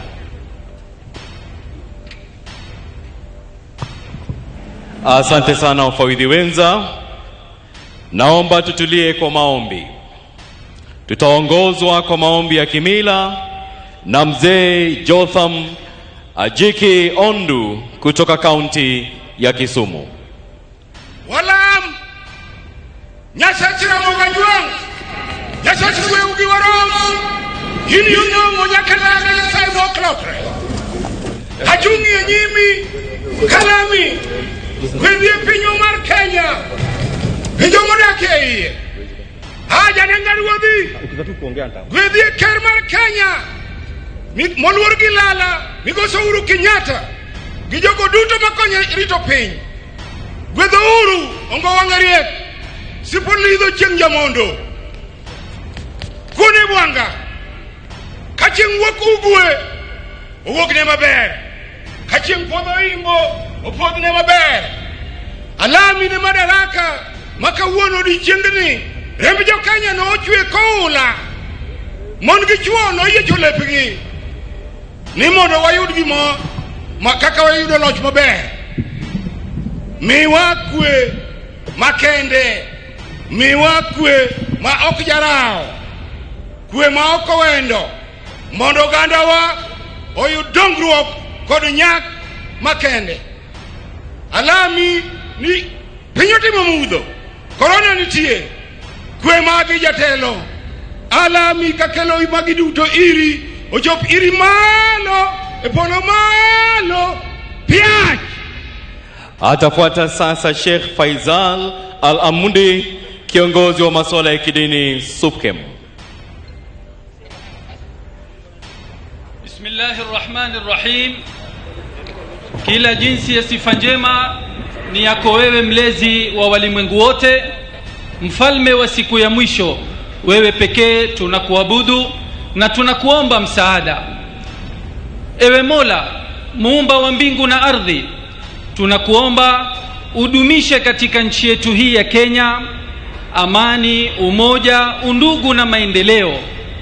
Ya Allah, tumekusanyika leo hii kukumbuka siku muhimu katika maisha ya Wakenya ya kupata madaraka. Tulipata madaraka haya kwa uwezo wako na kuwakubalia bidii ya wazee wetu waliotangulia. Leo sisi tunajivunia. Tunashukuru kwa hilo na tunazidi kukuomba umjalie na kumwafikia kiongozi wetu mheshimiwa Rais Uhuru Kenyatta pamoja na viongozi wote waweze kutumia madaraka haya kuzidi kuinua hadhi ya nchi na maisha ya wananchi. Ewe Allah, tunazidi kusumbuka na janga la korona katika afya zetu, katika uchumi wetu, hata kupoteza wapenzi wetu. Tunakuomba utuondolee janga hili kwa haraka, tuweze kurudi katika maisha yetu mazuri. Ya Allah, tunakukosea, tunakuasi, tunaomba msamaha kwako na utuongoze njia ya wale uliowaneemesha. Ya Allah, mwisho kabisa namtakia rehma na amani mtumishi wako wa mwisho, naye ni Muhammad, pamoja na manabii wote. Amin wa shukran.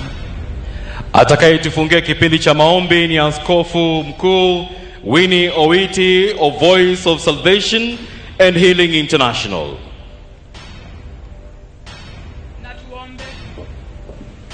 Baba Mwenyezi Mungu, tunakushukuru sana siku ya leo. Umetukusanya hapa kutoka tabaka mbalimbali kwa sababu ya sherehe ya madaraka. Tunakushukuru kwa nchi yetu ya Kenya, taifa lenye makabila mbalimbali.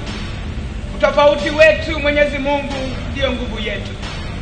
Ubariki nchi yetu ya Kenya tunaposherekea madaraka yetu. Bwana, ponya nchi yetu ya Kenya kutoka katika janga hili mbaya la korona. Wape wana Kenya uzima, amani, umoja na maendeleo. Baba Mwenyezi Mungu, namwombea rais wetu wa Kenya, His Excellency Honorable Uhuru Kenyatta, na viongozi wengine, ili uzidi kuwapa afya njema, maisha marefu, na wazidishie hekima ya kuongoza taifa hili tukufu la Kenya kwa maendeleo na ufanisi. Ubariki serikali ya rais wetu wa Kenya, na umpe uhusiano wema na wale wote wanaofanya kazi pamoja naye. Umbariki Mheshimiwa Rais wa Burundi, Honorable Evariste Ndayishimiye, na wananchi wote wa Burundi. Mwenyezi Mungu bariki sherehe ya leo ya Madaraka Day, tunapokumbuka siku ambayo tulijitawala kama wana wa Kenya kutoka katika unyanyasaji wa ukoloni.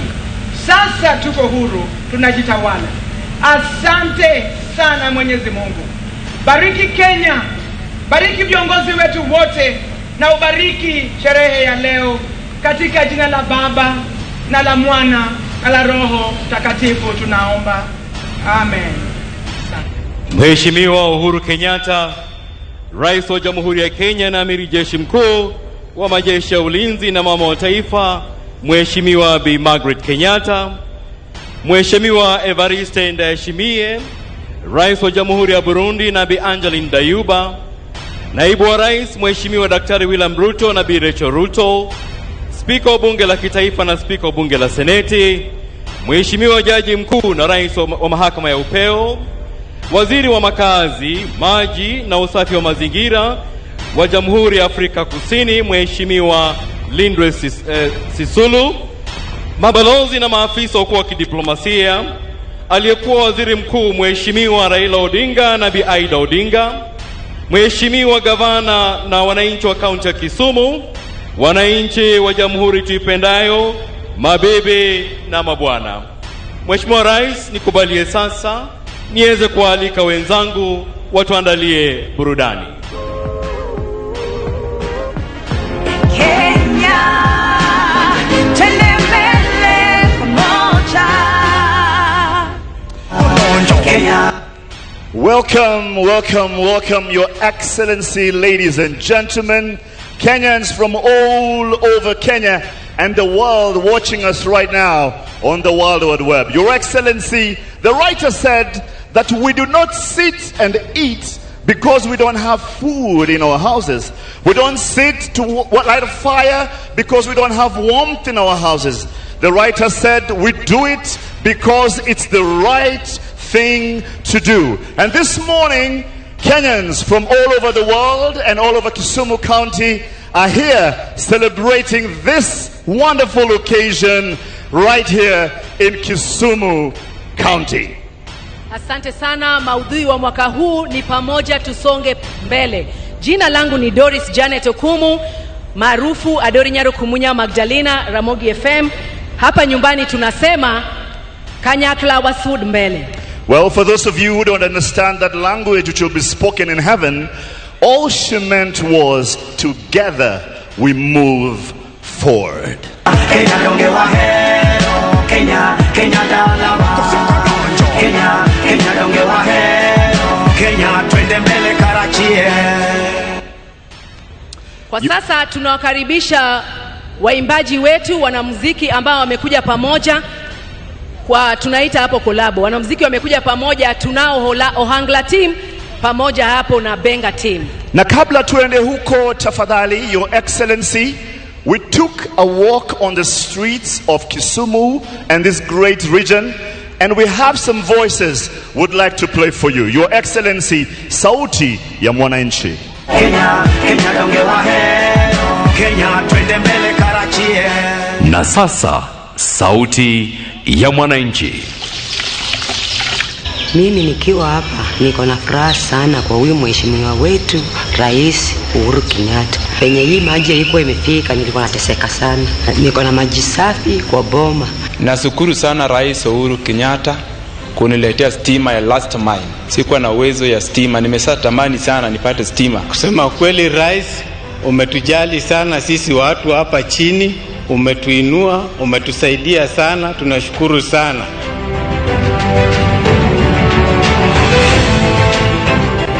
Tunashukuru sana Rais Uhuru Kenyatta kwa kupatia sisi hii barabara. Zamani ilikuwa mbaya, hata kupita ni ngumu. Mvua ikipata we uko uwezi kuja, maji iko, matope iko, kutembea ni ngumu, na uko na mtoto kwa mgongo, unaenda hospitali Alwaruko, kurudi ni usiku. Mimi nashukuru rais kabisa, wewe ni mtu mzuri, ulituahidi, tumeona, na saa hii hatuna mambo mengi upande wa kazi yetu. Kazi yetu imekuwa rahisi, tumekupenda kabisa, hata tunaomba tena urudi siku ingine kama vile ulikuja jana. Asante sana, erokamano Uhuru Muigai Kenyatta, ukonyo wa wanjo game, yocha watagre. Nafurahia sana kurudi kwa shirika la reli. Zamani tulikuwa tunatumia hii reli na wakati ilipotea tumeumia sana. Kama reli itaanza kazi, sisi kama wamama biashara tutapata nafasi ya kwanza. Nasema ni asante, erokamano rais, erokamano pamoja na ndugu yako.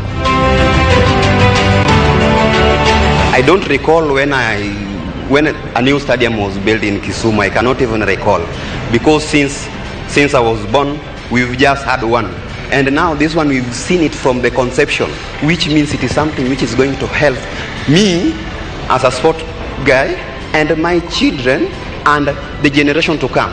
Kitambo watu hawakuwa wanasikizana vizuri. Kuona mwenzako sangine uko na chuki na yeye. Sana sana ukabila ilikuwa hapa nchini Kenya kabisa. Lakini sasa namshukuru kabisa kuleta hii handshake. Umetuletea amani na hiyo tunataka. Erokamano wa Kisumu. Kenya dongewa hero, Kenya twende mbele karachie. Thank you. And now a cocktail of entertainment made up from groups from all over this region. And we have the Dodo Dance, which was performed by women in happy ceremonies. And we shall also have the Ramogi dancers, who shall perform a special dance, which was done only by men, and especially during the Teroburu ceremony. Pia tunao wanaohangla hapa ambao wamejitayarisha sana kutuburudisha siku ya leo, na pia tunao benga ambao watatuimbia hapo wimbo za uzalendo siku ya leo. Asanteni sana, tuasema pamoja tusonge mbele. A mixture of Afrofusion led by various artists from this region, and notably amongst them James Alice Akinyi, Nelson Mandela, Apesi Mnyama Mkali, Alex Bob Kamwana, Alan Blue, Idia Ching HSC, and the legendary Susanna Orio. Pia usisahau kwenye benga tunayo Sitokale, tunayo hapo Jamnazi Africa, na tunayo hapo Dola Kabare, Javo Wood Game pamoja na Aluoch Pamba, ambao wametengeneza mziki poa sana, na kutaka kukuelezea ya kwamba ukijisikia utataka kudensi pia umeruhusiwa, tafadhali. Asante.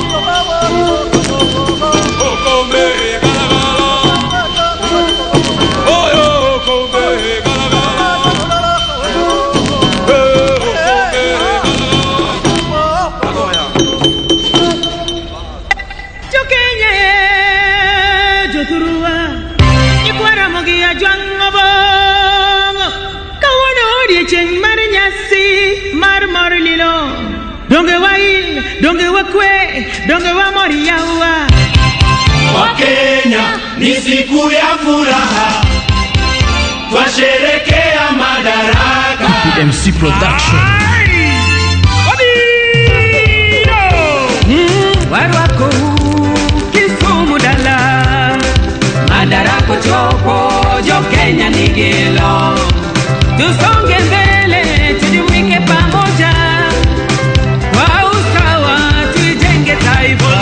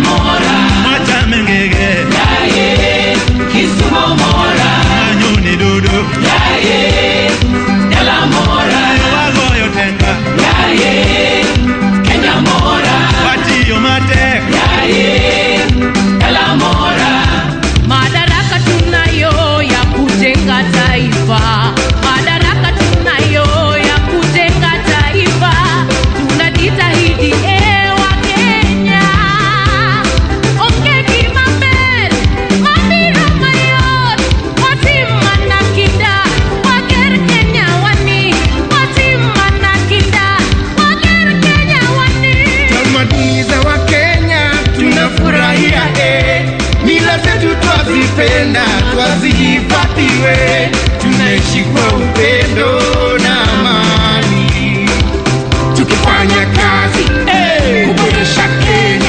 Binywa biune Yae, Kenya mora, wahero welo yae, Kala mora, watamengege yae, Kisumo mora, wanyone dodo yae, Kala mora, wagoyo tenga yae, Kenya mora, watiyo mate yae, Kala mora. Tunapochapa kazi mashambani mwetu, tunapochapa kazi viwandani mwetu, hata wakati wa janga taifa bado tutasimama, hata wakati wa janga taifa bado tutasimama, Tutasimama,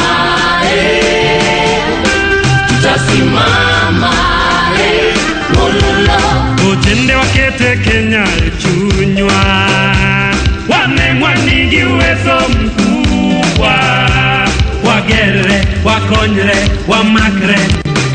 Totoro wa biune, yae, Kenya mora, Manyakala gomi wa Kenya wani, Watinguru Kenya malo, Maisawa, yae, Kisumo mora, Kala mora, Kenya mora, Wadagihera, Wariure paro, yae, Makelo kwe, Aendeleo Kenya wa, twasonga mbele, Wa biune,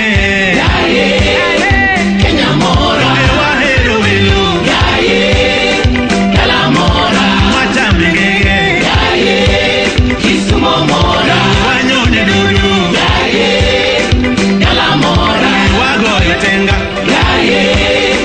Kenya mora, watiyo mate Kala mora.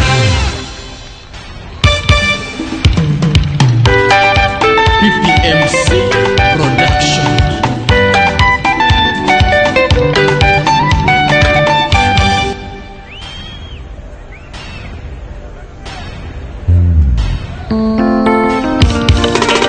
PPMC Production.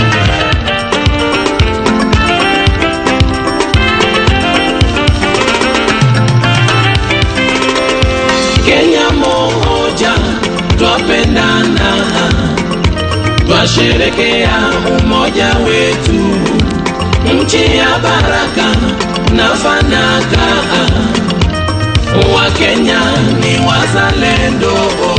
Wakenya wote wenzangu, tuungane pamoja. Wakenya wote wenzangu, shikane pamoja. Wati Uhuru Kanyakala, mundo wagere Kenya wa. Wati Uhuru Gikinda, mundo wagere Kenya wa. Kenya mama yangu Kenya mama yetu Kenya piny mabeno nyulo jotugo madongo dongo ya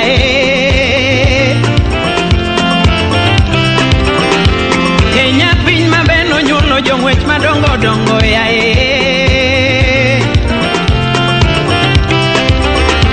Kenya piny mabeno nyulo jadhula madongo dongo ya Kipchoge Keino wuod Kenya mano jathurwaka, Joka Denge wuod Kenya mano jathurwaka, Injera Collins wuod Kenya mano jathurwaka. Najivunia kuzaliwa Kenya, Wakenya wote tuamuke, tujenge uchumi yetu kama nguvu tunayo, elimu tunayo, afya bora tunayo, usalama tunayo, usafiri tunayo, ukulima tunayo, utalii tunayo, kazi kwa vijana tunayo, ugatuzi tunayo, Kenya moja Kenya moja, twapendana, twasherekea umoja wetu, nchi ya baraka na fanaka, Wakenya ni wazalendo. Chunguru malo mondo wager Kenya, akweda mag dhoudi kik mondo pogowa. Chunguru malo Wawiti kanyakla ya wajo siasa keke mondo pogwa. Tungane zote tupige adui, chuki na fitina tuweke mbali, tuwe kitu kimoja wana Kenya. Ani Kenya berneno kubiune, Nairobi kao namba kubiune, ni Mombasa berneno kubiune, kata Kisumu berneno kubiune. Kenya namba moja, Kenya yapendeza. Watu wa Mombasa, Kenya yapendeza. Watu wa Nairobi, Kenya yapendeza. Watu wa Kisumu, Kenya yapendeza. Kenya, nchi ya watu wote. Kenya moja. Afrika, pembe zote duniani. Kenya moja. Mbuga zetu za wanyama zavutia. Kenya moja. Sekta ya utalii sifa kubwa kwetu. Kenya moja. Wageni wote wamekaribishwa. Kenya moja. Kenya, nchi ya upendo. Kenya moja. Kenya, nchi ya maendeleo. Kenya moja. Kenya, nchi ya amani. Kenya moja. Kenya, fahari kubwa kwetu. Ulolore, oya moda wache gogana. Wano malo, maze wano malo, kwa masomo wano malo, wano malo, wano malo, asili mali wano malo, kina mama wano malo. Raisi wetu mpendwa, ongera. Raisi wetu mpendwa, ongera. Wakenya wote, ongera. Wakenya wote, ongera. Viongozi wote, ongera. Viongozi wote, ongera. Wamama wote Kenya, ongera. Wamama wote Kenya, ongera. Wababa wote Kenya, ongera. Sikukuu ya Madaraka twasherekea, sikukuu ya Madaraka twafurahia, sikukuu ya Madaraka leo twashangilia, sikukuu ya Madaraka leo. Kenya moja, twapendana, twasherekea umoja wetu, nchi ya baraka na fanaka. Wa Kenya ni wazalendo.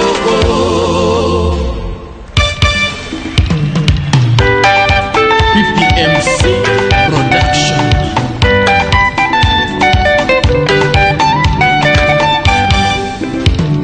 Kenya inaendelezwa na wazalendo. Kenya inaendelezwa na wazalendo. Usitokumkora chako kangi mora wero rais. Jatelo tich neni chako kapoyo tinga mare. Itiyo mate tinga mangon. Ikonyo jo Kenya, ikela mani. Iriwo jo Kenya, Madaraka wayiego. Jo Kenya wachonia, Uhuru toka, Uhuru ini rais, Uhuru ini rais. Kenyatta ini kiongozi, Kenyatta ini kiongozi mweyo. Kenya inaendelezwa na wazalendo. Kenya inaendelezwa na wazalendo. Rais Uhuru ker mar Kenya, Uhuru ker mar Kenya. Uhuru Kenyatta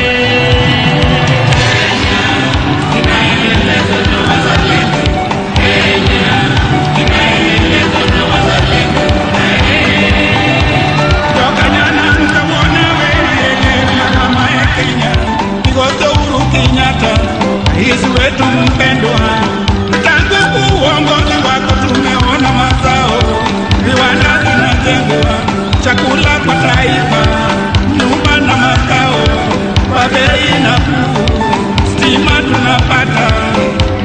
Ndiyo maana sisi twaomba Mungu akulinde, Nyasaye akulinde, raia akulinde, pamoja kalaga akulinde. Kenya inaendelezwa na wazalendo, Kenya inaendelezwa na wazalendo. Yakalaga yeigwedhe Kenya mangima, oganda mae Kenya wante wadoko joka ng'ato, kar kelo tulo we wamed gero thurwaka, jokabila duto wanowete koda nyimine, to nyithindwa be water somo gi kinda, donge magi e jotelo mabiro tayo piny bang'e. Omiyo kuom mano Kenya duto fwayo rengo, ranyisi makende mar kwe piny mangima. Dodongi Kenya inaendelezwa na wazalendo, Kenya inaendelezwa na wazalendo. Ugatuzi maendeleo mashinani, Harambee na vituo vya afya vinajengwa kote kote nchini Kenya. Chekechea wanapata elimu ya bure kwa watoto.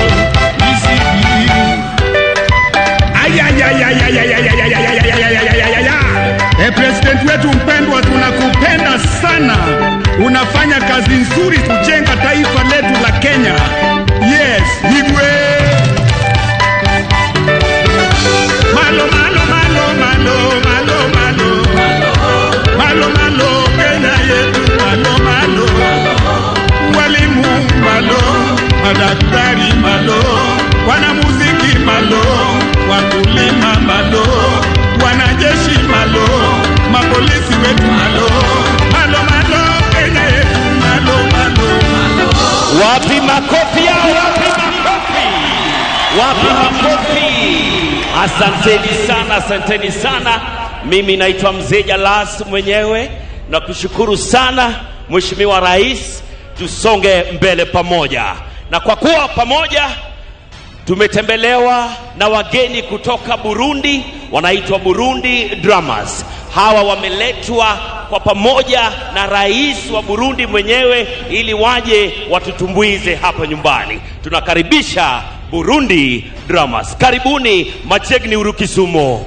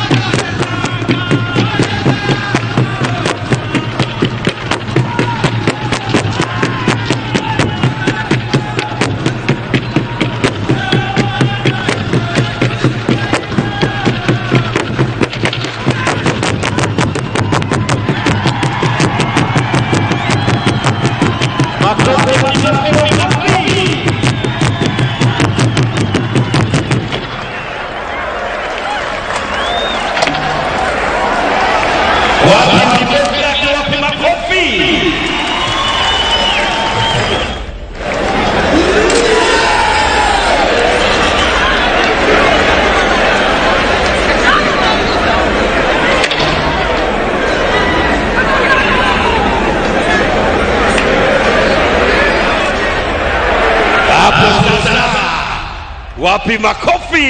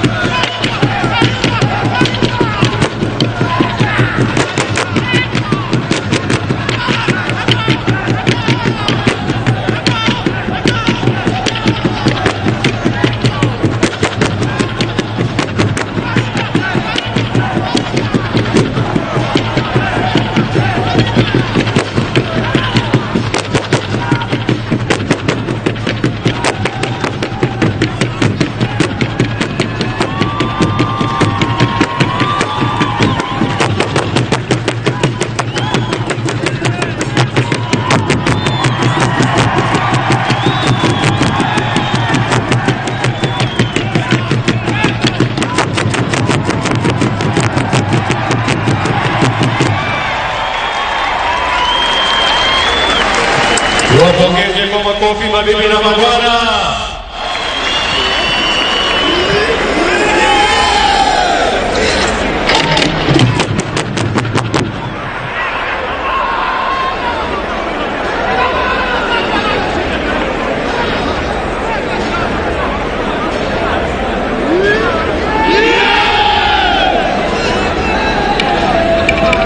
Wapigeni makofi wanapoondoka mabibi na mabwana. Tuwapongeze kwa makofi jamani. Asante sana. Na nimpongeze Rais wa Jamhuri ya Burundi kutuletea burudani vile vile. Asante sana. Asante. Makofi kwao jamani, makofi. Asante. Hongera. Asante sana. Haya, tuwapongeze kwa makofi wanapoondoka sasa. Pole sasa waweze kuondoka. Asante sana. Asante Dodo Dance.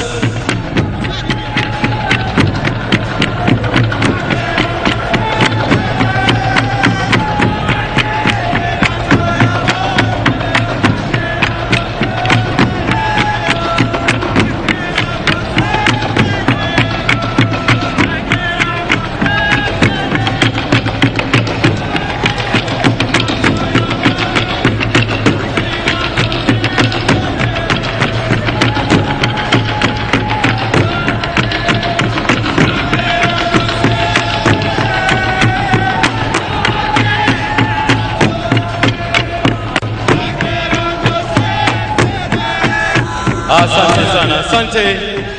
Asante. Naomba kwa heshima tuwapongeze wasanii wote waliotuletea burudani la siku ya leo kwa makofi jamani. Vile vile niweze kupongeza wafawidhi wenza Big Ted, Jalango na Dori Nyar Okumu kwa kazi nzuri. Kwa heshima kuu na unyenyekevu, Mheshimiwa Rais, naomba niruhusu nimwalike gavana wa kaunti ya Kisumu, Mheshimiwa Profesa Anyang' Nyong' atukaribishe kirasmi kwa ufupi. Asante Mheshimiwa Rais.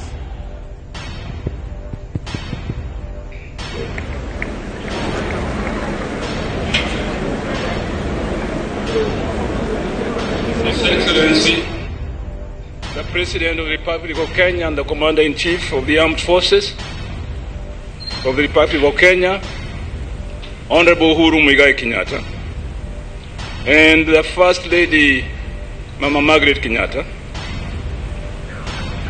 His Excellency, the President of Burundi, Evariste Ndayishimiye, and Her Excellency the First Lady of Burundi, Angeline Ndayabaha. The Deputy President of the Republic of Kenya, Honorable William Samoei Ruto, and Mama Rachel Ruto.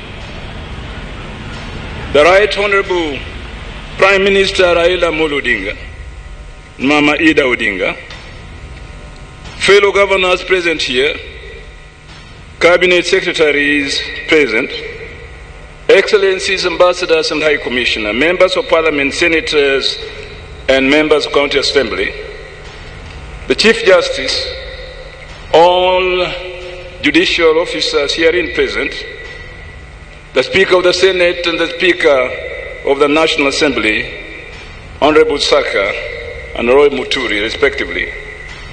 Wananchi wenzangu, mabwana na mabibi kwa jumla, hamjambo.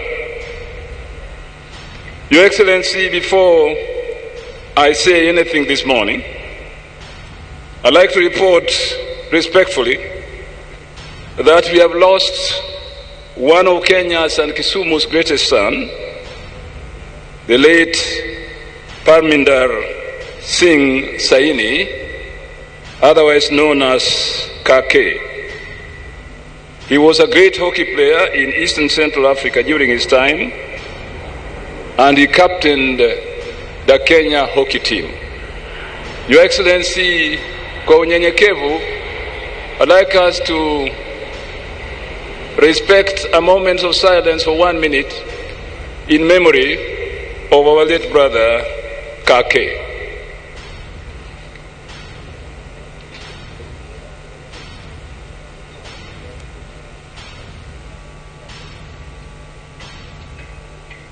May the good Lord keep his soul in eternal peace. Amen.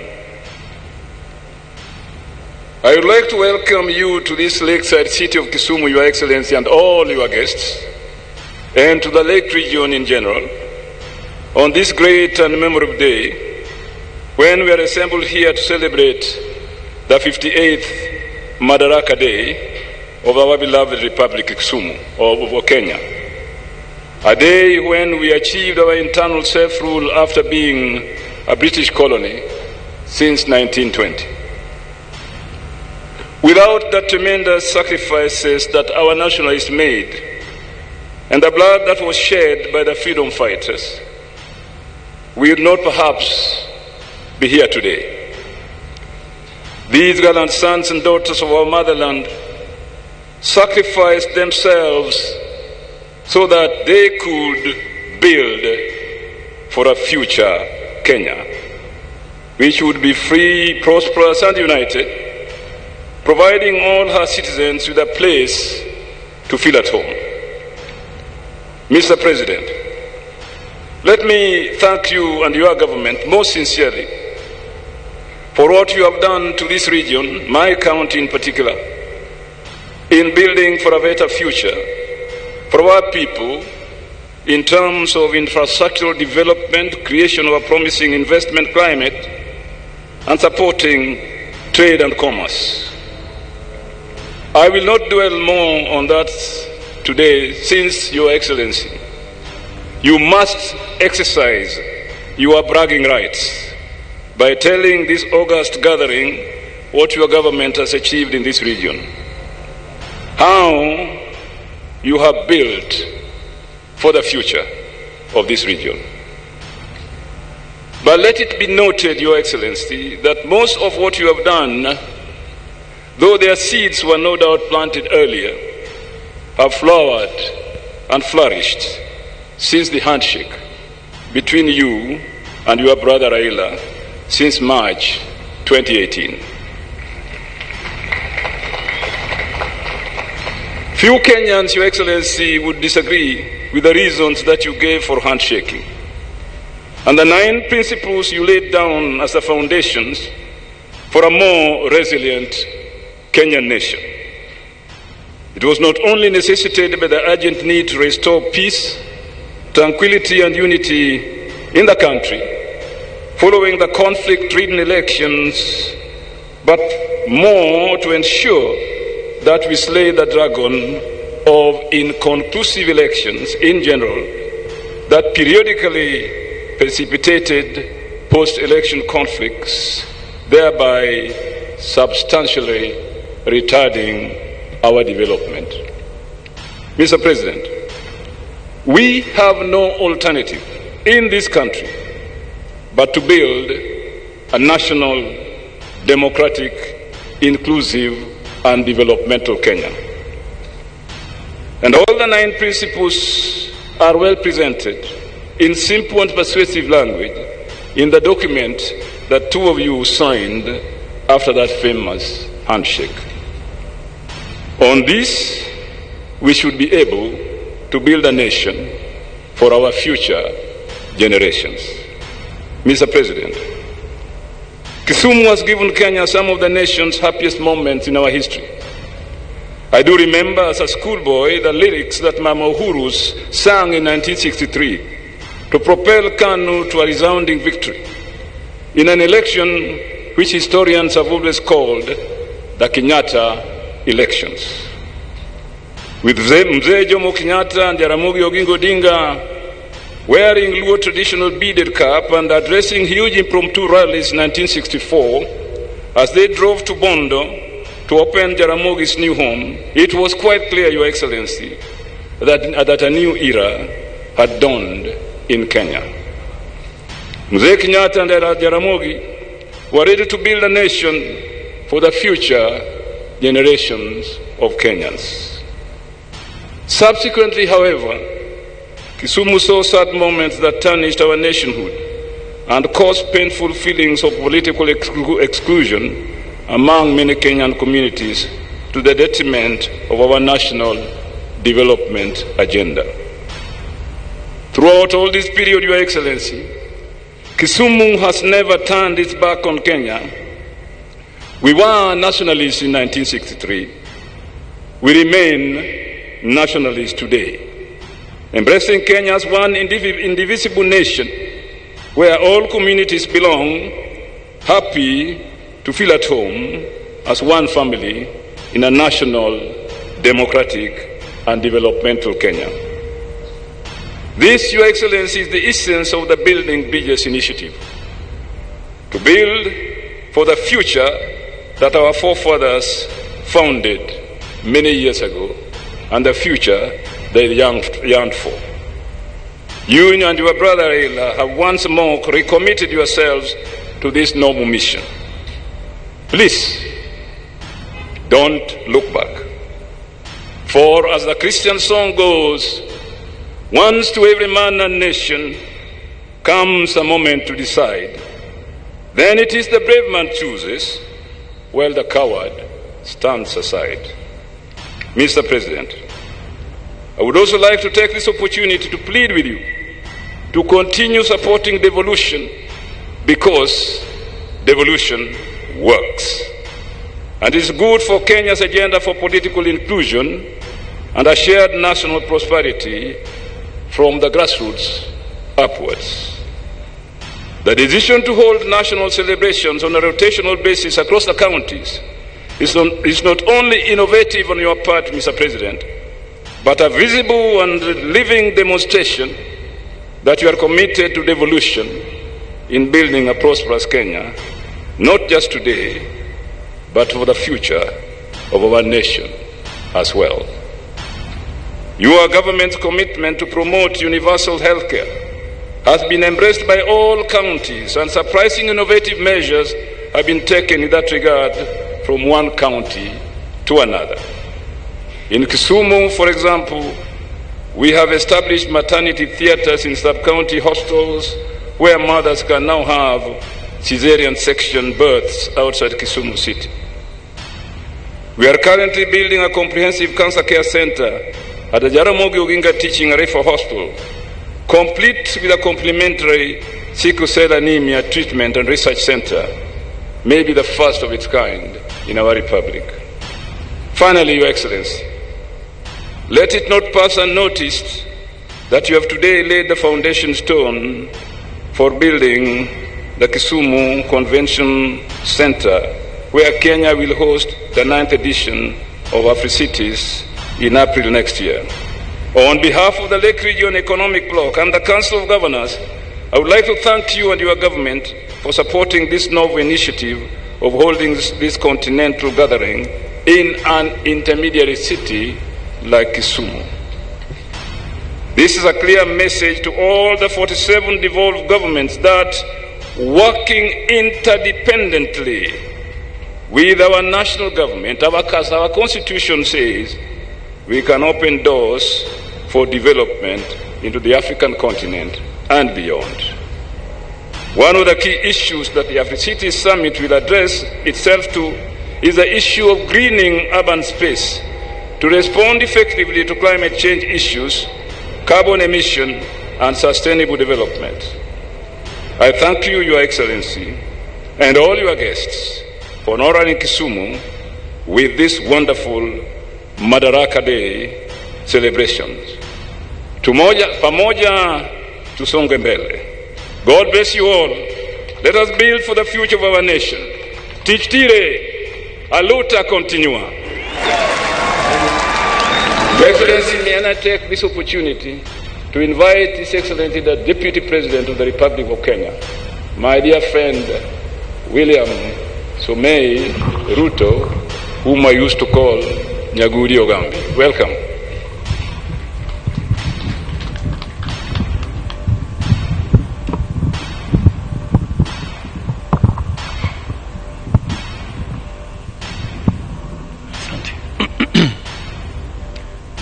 Your Excellency Uhuru Muigai Kenyatta, President of the Republic of Kenya and Commander-in-Chief of Kenya Defense Forces, Your Excellency First Lady Margaret Kenyatta, Your Excellency Everest Ndayishimiye, President of the Republic of Burundi, Your Excellency Angela Ndayishimiye, First Lady of the Republic of Burundi, my friend, the former Prime Minister, Raila Amolo Odinga, aka Baba,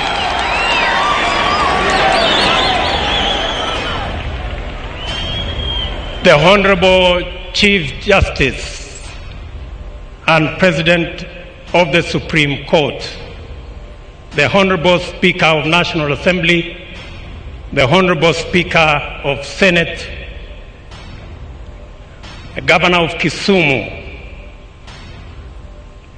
and Mrs. Nyong'o,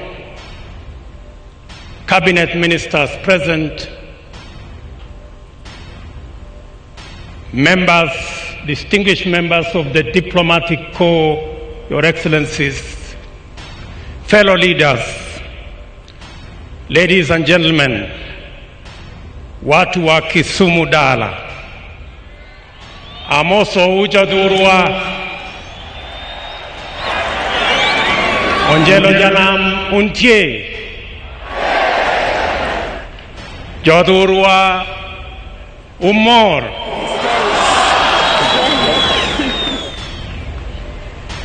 Mheshimiwa Rais, mimi nitasema kwa kifupi. As we celebrate this 58th Madaraka Day in this historic and great city of Kisumu, I want to laud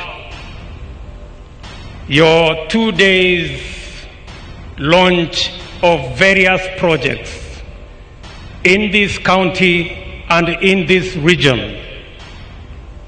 It is a testimony that there is a government that works and delivers. And it goes to confirm two things. One, that a government that delivers is good for everybody. irrespective of how and who they voted for. And secondly, that a government that delivers brings the country together. Because what you have done in this county, the administration that you lead, is a confirmation that Kenya, it is possible to develop Kenya equally and bring everybody on board. Your Excellency,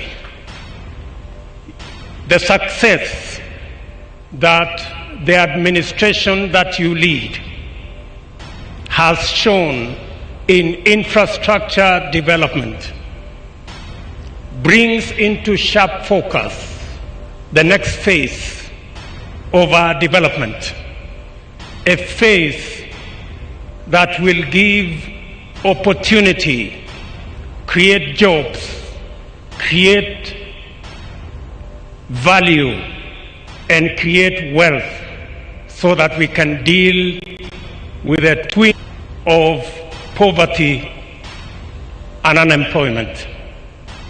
Your Excellency, that opportunity beckons so that the millions of young people around Kenya and in this region can have a job, they can do business, they can pay taxes, and Kenya can stand proud in the family of nations.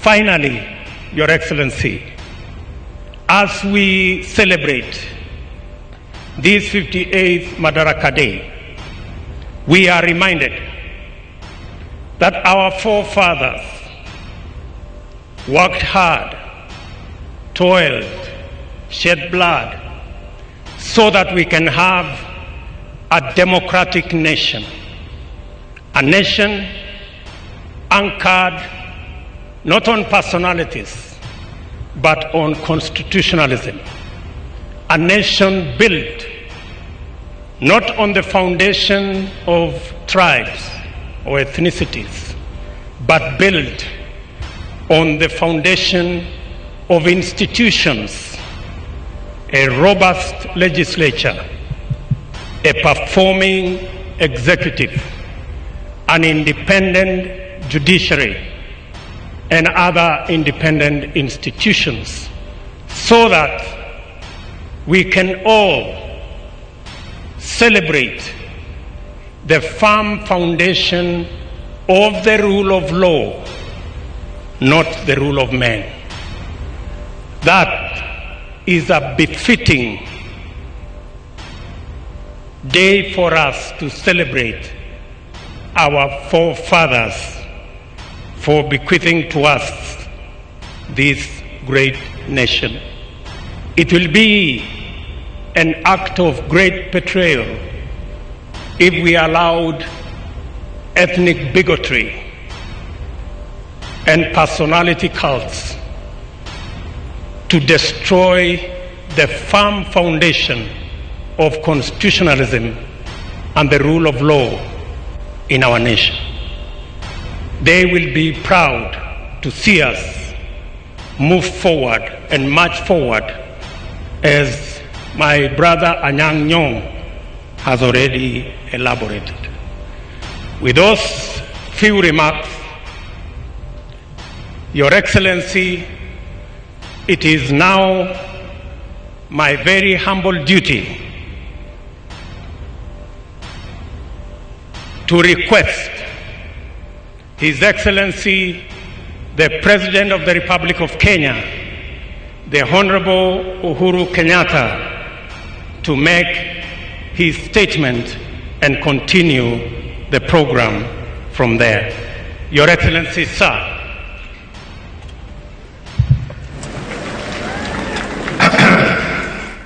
Asante William. Tafadhali tuketi.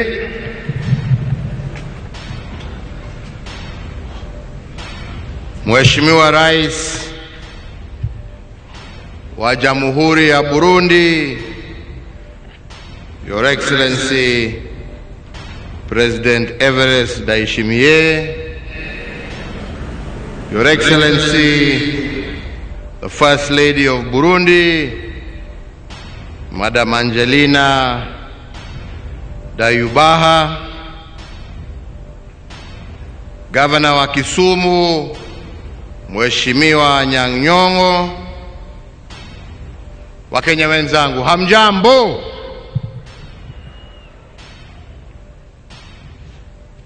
Sasa leo nitavunja protocol kidogo, mtanisamehe.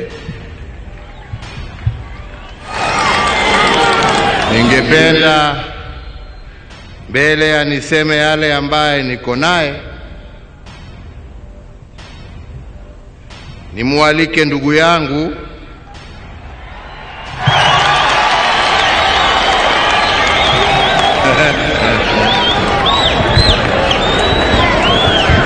Raila Amolo Odinga, Jacob, awasalimie na awapatie salamu zake za Madaraka. Karibu ndugu yangu.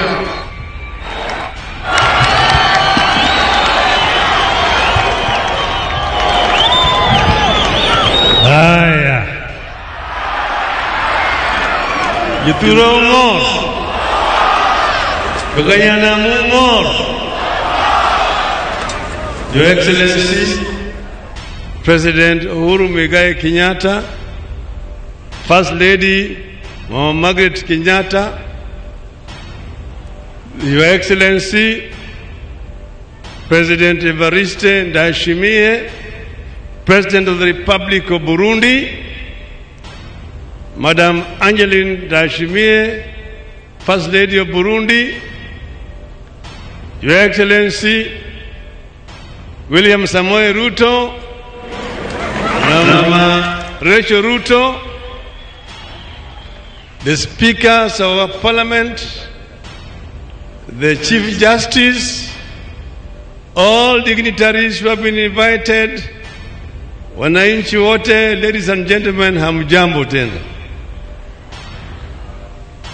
Leo ni leo.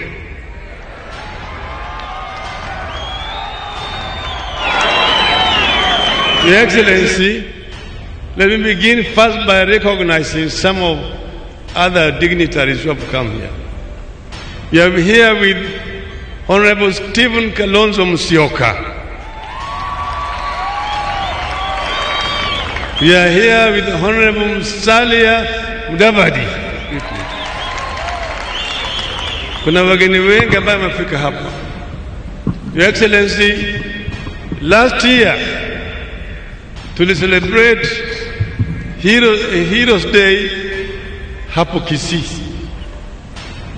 na baada ya kutoka Kisii tukaenda Nyamira, kisha tutakuja hapa Kisumu. Na siku hiyo ndio gavana ya Kisumu akauliza, akaomba angependa sherehe ya Madaraka iwe celebrated hapa Kisumu, ili aweze kuangalia muundo msingi kabla hajaandaa ile mkutano ya Free City, na ukakubali. Na tukakuja hapa na wewe na ukazindua ujenzi ya hii stadium tarehe 22 Oktoba, na wakasema watamaliza by April. Stadium imekwisha, Your Excellency.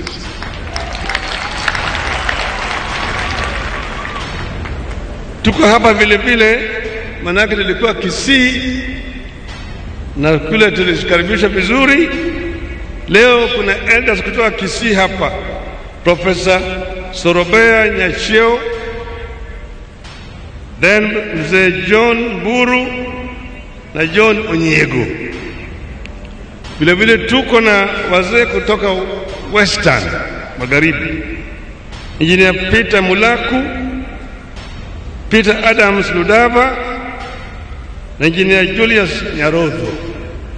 Wote wamekuja hapa, wamekaribishwa vile vile na Luo Council of Elders ambao wako hapa.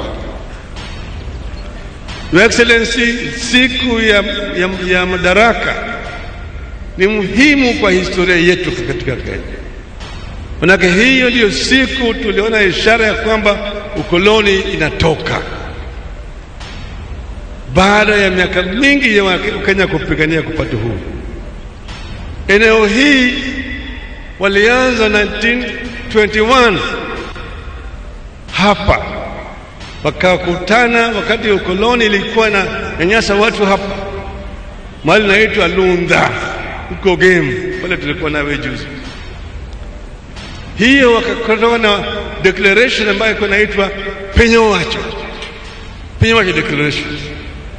Wazungu wakauliza hii maana yake nini? Wakasema nchi imesema. Kulikuwa hapo na wazee kama Simon Nyende, kulikuwa pale na wazee kama Jonathan Okwiri, kulikuwa na John Paul Olola, Ojijo Teko. Walikutana pale wakasema mambo hiyo ushuru ya wakoloni sisi hatutaki, hata wengine mpaka wapeleke panya. Wakasema sisi hatutaki hii dhuluma ya wakoloni. Ni wakasema wakaanza kitu inaitwa Kavirondo Taxpayers Association, na wakaungana wakati huo na wale ambao walikuwa wanapigana kule Central kama Hari Dhuku, James Buta alikuwa anafanya hapa Kisumu kwa posta, na wakaungana pamoja na ile Kikuyu Youth Association. Hapo ndio ilianza. Baadaye Your Excellency mwaka 52 Mzee Kenyatta alikuja hapa Kisumu. Alipokuja hapa alikuwa malipo hapa na Chengo Neko na Jaramogi. Akakutana na viongozi hapa na akaadress mkutano hapa na akapiga ukoloni na wazungu kwamba watu hapa ndio walikuwa wajaona. Kutoka hapo akapata wale converts wengi sana, mmoja wao akawa ni Jaramogi. Baada hiyo Your Excellency, hali hatari ilitangazwa na Mzee Kenyatta na wengine wakashikwa wakapelekwa Kapenguria na kafungwa ndani ya ziwa ya Victoria. Kuna visiwa huko, moja yetu tunasema the Kenyan equivalent of Robben Island, inaitwa Mageta Island, ingine inaitwa Oyamo, inaitwa Sinyanya. Pale ndio Maumau waliletwa na walikuwa nafungwa huko. Jela hizo bado iko mpaka leo. Walipelekwa katika Mageta Island ili wakithubutu kutoroka, kuna mamba wataongea naye katika maji. Ilikuwa ni mateso makubwa wakati huo, lakini wananchi wakazidi kupigana. Ndio mheshimiwa 1961 hapa Kisumu kulikuwa na mkutano ya kihistoria. Hapa ilikuwa katika stadium ile nyingine. Hapa kulikuwa na Mwalimu Julius Nyerere, kukawa na Kamuzu Banda, kukawa na Kenneth Kaunda, kukawa hapa na Joshua Nkomo, kukawa hapa na Tomboya na Joe Murumbi, Bibi Koinange, Achengo Neko, Paul Ngei, Kungu Karumba, Fred Kubai. Jaramogi ndiye alikuwa ameandaa hiyo mkutano. Mazo zile ilikuwa ni Dio Ruko Makasimu. Hapo ndio walipitisha azimio kusema Kenyatta must be released. Na wakasema KANU haiendi kwa serikali bila Kenyatta kuachiliwa, kufunguliwa kwa uhuru. Wale wengine wakati walikubaki kuenda katika serikali wakati huo, lakini KANU ambayo ilishinda uchaguzi ilikataa kuunda serikali mpaka Mzee Kenyatta afunguliwe awe huru. Baadaye mzee alifunguliwa, akaja akaongoza Kenya kwa uhuru, na wakati huu wa Kenya walikuwa naungana pamoja, walikuwa nasema tunataka tutoe mkoloni ili tuweze jitawala peke yake, tupigane na maadui matatu makubwa ya nchi yetu: ugonjwa, ujinga na umaskini. Miaka mingi, Your Excellency, yale maadui bado wako na sisi mpaka leo, lakini sasa tunasema tunataka tu mwanzo mpya, yale ambayo mmeanza. Hii mwanzo ni kwanza kuunganisha Wakenya wewe kama kitu kimoja. Bila hiyo hakuna maendeleo, na hiyo ndio maana ya handshake ambayo tulifanya mimi na wewe, ya kuleta Wakenya bila kuangalia wewe ni kabila hii au kabila hii, wewe ni Mkenya. Hiyo ndio sisi tunataka, na tukifanya haya tutaweza kumudu mambo mengi zaidi. Your Excellency, wakati huu Kenya iko na shida, janga ya corona iko na sisi hapa. Hata mimi hiyo corona ilikuja ikanitembelea, ikasema nataka kuniangusha. Mimi nikamuuliza, wewe ni nani wa nani? Ili nibudinyanga kanga, nikapigana naye mpaka mimi nikamangusha. Lakini hii corona imeleta shida mingi. Hawa watu unaona hapa wako na dhiki mingi zaidi, ukosefu wa kazi imepotea, wengine wamepoteza wenzao, wamekufa, wengine biashara yao imeporomoka. Kuna shida mingi zaidi. Sasa tunataka tuwe na program ya kureconstruct, na tuanze na stimulus program kubwa ya kusaidia hawa wananchi. Juzi ulileta mpango mzuri zaidi katika mijini, inaitwa kazi mtaani. Kwa sababu hiyo kazi mtaani irudi na kazi mashambani. Hiyo kirudi kama kazi mashambani, tutaweza kupata ajira kwa watu wetu wakati hii ya shida, ili tutoke katika hii janga tukiingia wala ile nyingine. Tuna hakika ya kwamba hii corona tutashinda. Kwa hivyo leo, Your Excellency, sio siku ya kusema mambo mengi zaidi, lakini tunakukaribisha hapa Kisumu. Wameona yale ambayo umefanya, hakuna haja ya kuyarudia, yani macho wataona. Lakini sisi tunasema tunataka tusonge mbele pamoja, tuunganishe Wakenya pamoja, na hiyo ndio maana ya BBI. Wananchi, BBI ndio mbele. Mnaunga mkono? Wangapi wanaunga mkono BBI? Your Excellency, karibu Kisumu. Asante sana ndugu yangu, nashukuru sana. Niwatambue kiongozi wa mahakama ambaye ako hapa pamoja nasi na ambaye ndiyo mama wa kwanza kusimamia mahakama zetu hapa Kenya. Tunakumpongeza, shukrani. Na pia niwatambue maspika wetu ambao pia wako hapa, wa Senate na wa National Assembly, na viongozi wote wa tabaka mbalimbali ambao tuko nao hapa. So fellow Kenyans, it gives me great pleasure to celebrate this 58th Madaraka Day in this beautiful city of Kisumu. And I take this opportunity through you, Governor, to thank the people and the leaders of Kisumu, and indeed the entire Nyanza region, for your warm welcome and the great work that has gone into housing and hosting this year's Madaraka Day celebration. Tunasema asante sana Kisumu for your warm welcome. Tunafurahi sana kuwa pamoja nanyi hapa Kisumu Dala. Tunashukuru. Mbele ya niendelee zaidi, tuko na wageni wawili ambao wamekuja kuungana nasi.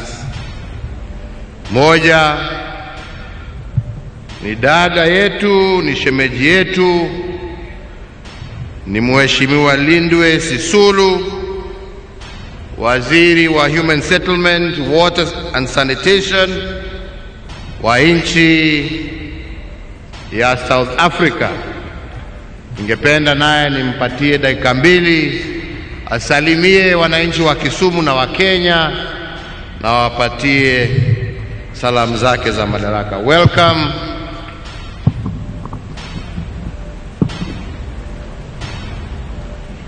Thank you very much, Mr. President. In my country, we say Amandla. Amandla. Your Excellency, Mr. President, First Lady of Kenya, the former Prime Minister Raila, his wife, the President of Burundi, the First Lady of Burundi, ladies and gentlemen, all protocol observed. It gives me great pleasure today to make these remarks on Kenya's 50th day on which it virtually took power after being a colonial British empire since 1920. On behalf of the South African government and the South African people, we would like to give our best wishes to the Kenyan leadership and the people on this important day. I'd like to thank my brothers in struggle, President Raila Odinga,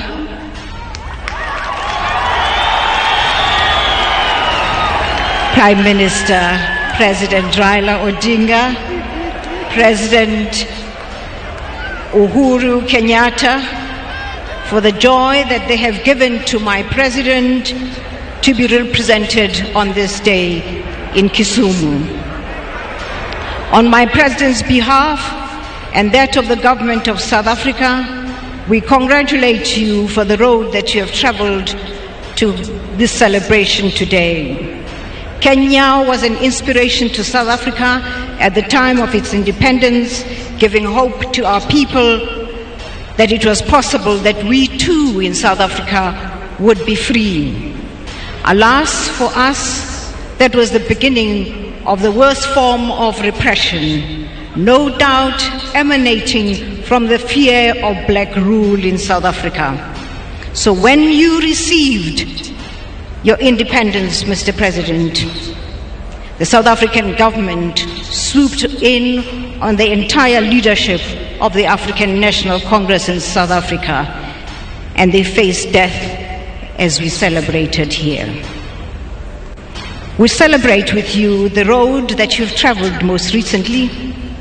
We have marveled at the relationship between our two leaders here, Raila Odinga and the President, and I'll take home the message of what is possible when two leaders like yourselves work the way that you have.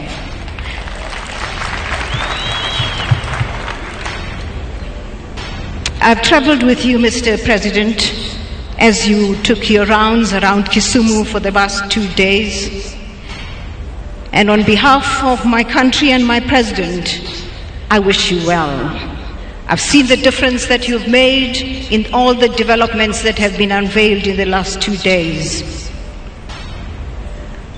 When I go home, I will tell of what is possible when we work together. I wish you well in your prosperity, in your unity, Mr. President. I wish you well in the prosperity you've brought to Kisumu. I am a South African, but married Luo.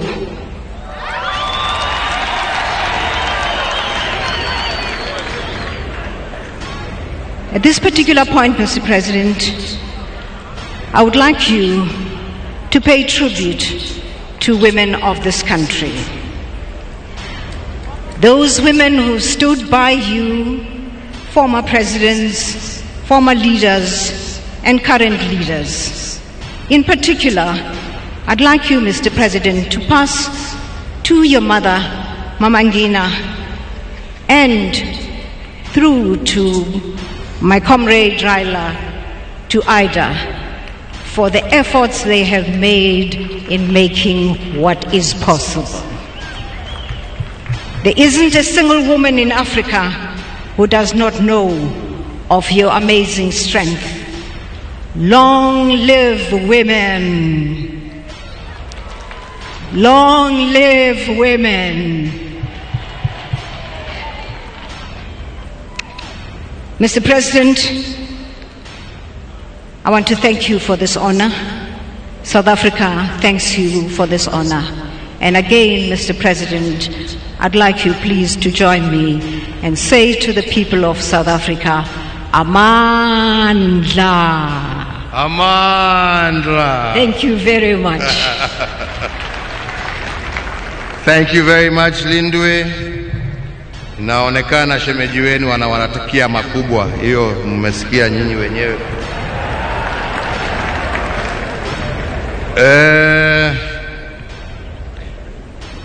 So as I proceed, fellow Kenyans, this city and indeed this region of ours are the gateways to the hinterland of Eastern and Central Africa, a special position that this city has held for many years, tying our people in bonds of trade, friendship, as well as family.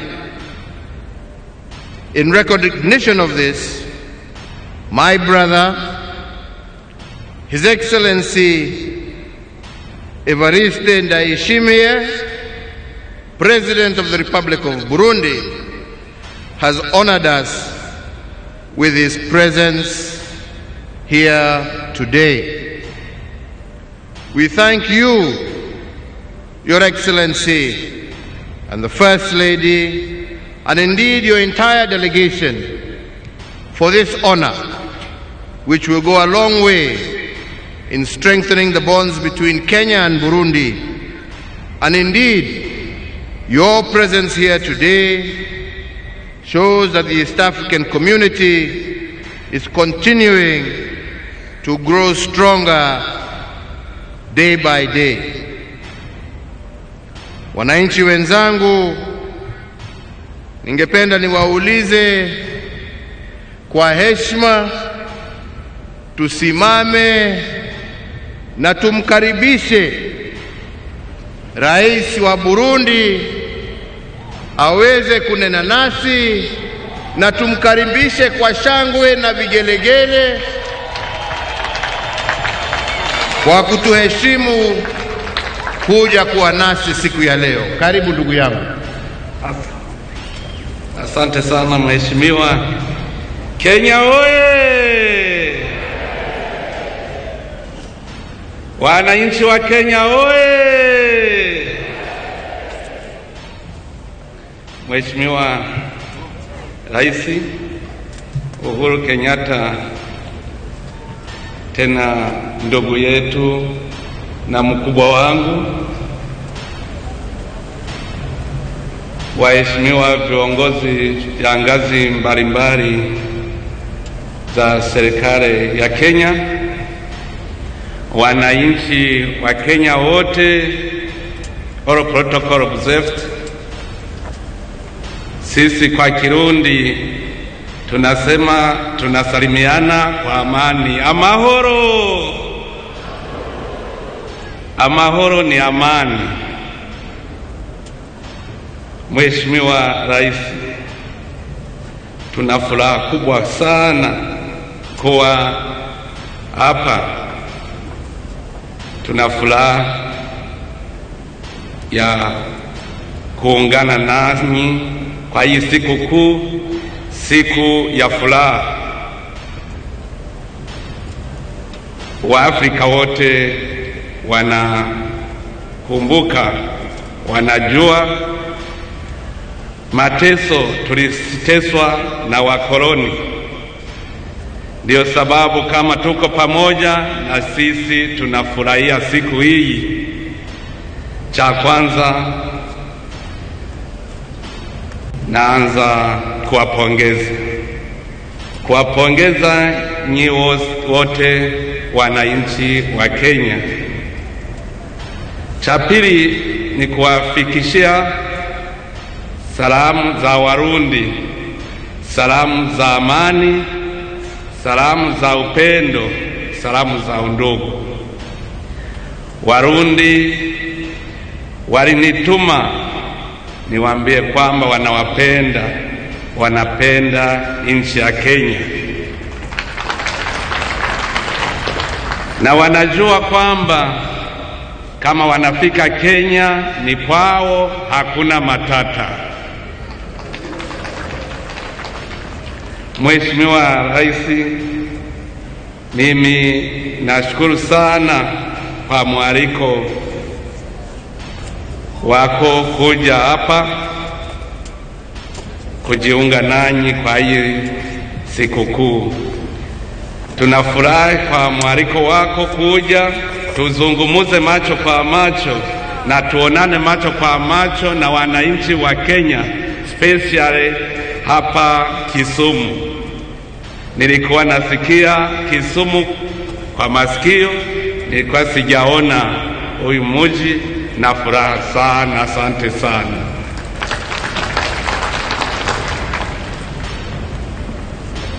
Tena nashukuru sana, jana ulinitembeza kunionyesha maendeleo ya huyu mji, na nikaona kwamba Burundi kuungana na mji wa Kisumu ni rahisi sana, kwa sababu hii Lake Victoria inafika sehemu ya karibu na Burundi.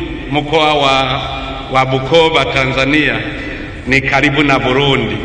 Kuungana na Kisumu ni rahisi sana.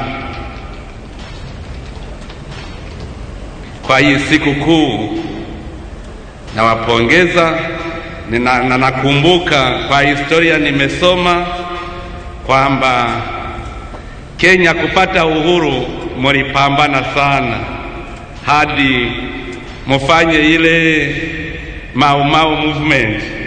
Nimesoma kwenye historia kwamba palikuwa movement mzungu aende Ulaya, mweusi apate uhuru. Nimeyasoma hayo kwa vitabu, na sasa nikiona furaha kwenye macho yenu, naona mulipata uhuru wakati mulikuwa mumechoka kwa mateso ya wakoloni. Nawapongeza sana, na nawaambia kwamba Burundi na Kenya tumekwisha ungana, tumekwisha kuwa ndugu. Wa Kenya ni wandugu wa Burundi, na wakaribisha Burundi ni kwenu, na Warundi tunajua kwamba mmekwisha tukaribisha, na huyu upendo uendelee milele na milele. Mungu abariki Kenya. Asante sana.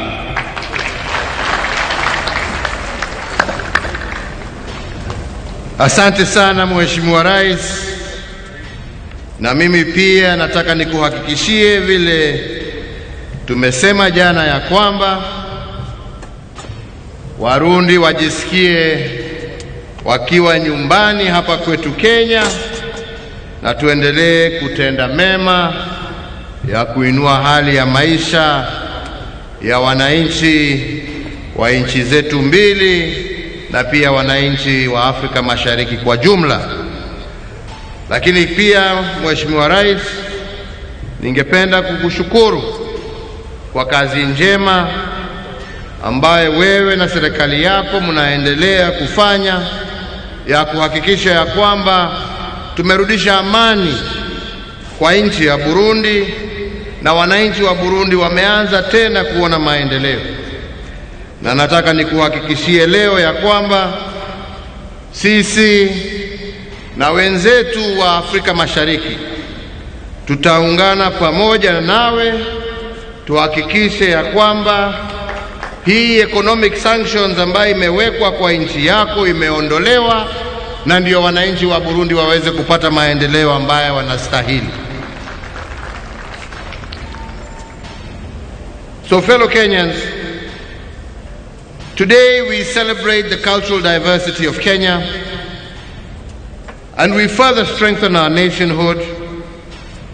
For in the year 2015, I issued an executive order on the rotational hosting of our National Day celebrations in all our counties. Today, Kisumu City joins a growing list of counties that have played host to a National Day celebration.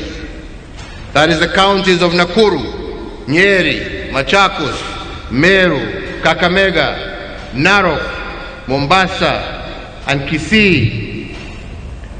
This tradition allows for a focus on the positive contributions being made under devolution, while also enabling the hosting county to showcase itself on the national stage. Being in Kisumu today is significant and uplifting as we forge lasting bonds between the people of Kenya.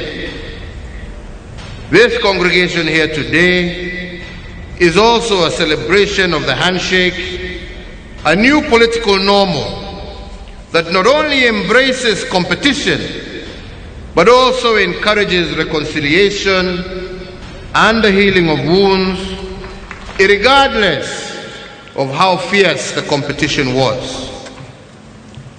The choice of Kisumu to host Madaraka Day this year is also intertwined with our national heritage, for there cannot be a better place to celebrate our liberation struggle and ponder the future of self-rule than here in Kisumu City. Kisumu is not only the historical hub of the East African Cooperation, it was also the intellectual incubator of some of the leading ideas behind our liberation movement. The national motto of Harambee, even though an import from India, was, for instance, introduced as a political rallying call here in Kisumu during the 1950s. After independence, our founding fathers popularized it as the national mantra of pulling together. Similarly, and led by Jaramogi Oginga Odinga, Kisumu was the epicenter of the push to release Mzee Jomo Kenyatta and the Kapenguria Six from their illegal detention by the British colonizers. Furthermore, during the detention of the liberation heroes at Kapenguria, union leaders from this region joined other Kenyans and quickly stepped into the gap to ensure that the liberation momentum was not lost. It was pre-independence leaders from this region who taught us that wacha aende mambo yake bwana.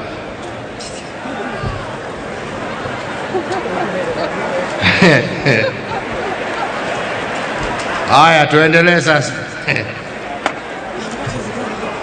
It was pre-independence leaders from this region who taught us that attaining self-rule was not a one-man race. Rather, it was a relay in which one set out of runners fell out, another set was ready to continue the race. With such a well-appointed history of the struggle and the history of reconciliation that we are marking today, there cannot be a better place to commemorate Madaraka Day than here in Kisumu.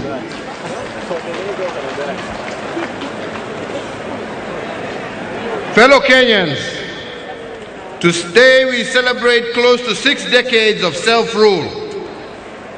We celebrate the return of our liberties, the restoration of our dignity, and the democratic resilience that we have brought over the last 58 years. Today we also celebrate the war heroes who gave their all, including their lives, for us to be free. They sacrificed their freedom and their lives, knowing fully well that sometimes those who plant the seeds of freedom may never enjoy the fruits that follow. For their martyrdom, we honor our fallen heroes this Madaraka Day, and we do it fully conscious that a nation that does not honor its heroes will receive no honor amongst nations, to quote one thinker. As we celebrate self-rule today, we must also honor our founding fathers who dared to imagine Kenya, the bold and selfless architects of this great republic. And from this region of Nyanza, we honor, among others, Jaramogi Oginga Odinga, Tom Joseph Mboya, who was the architect of our economic blueprint at independence, and Achieng' Oneko, amongst others, who was one of the Kapenguria Six. Today we honor all the founding fathers of this nation, and we must also recall their principles of nationhood, and I will today just mention a few of these. 1, they taught us that a progressive nation is one that is in continuous conversation with itself.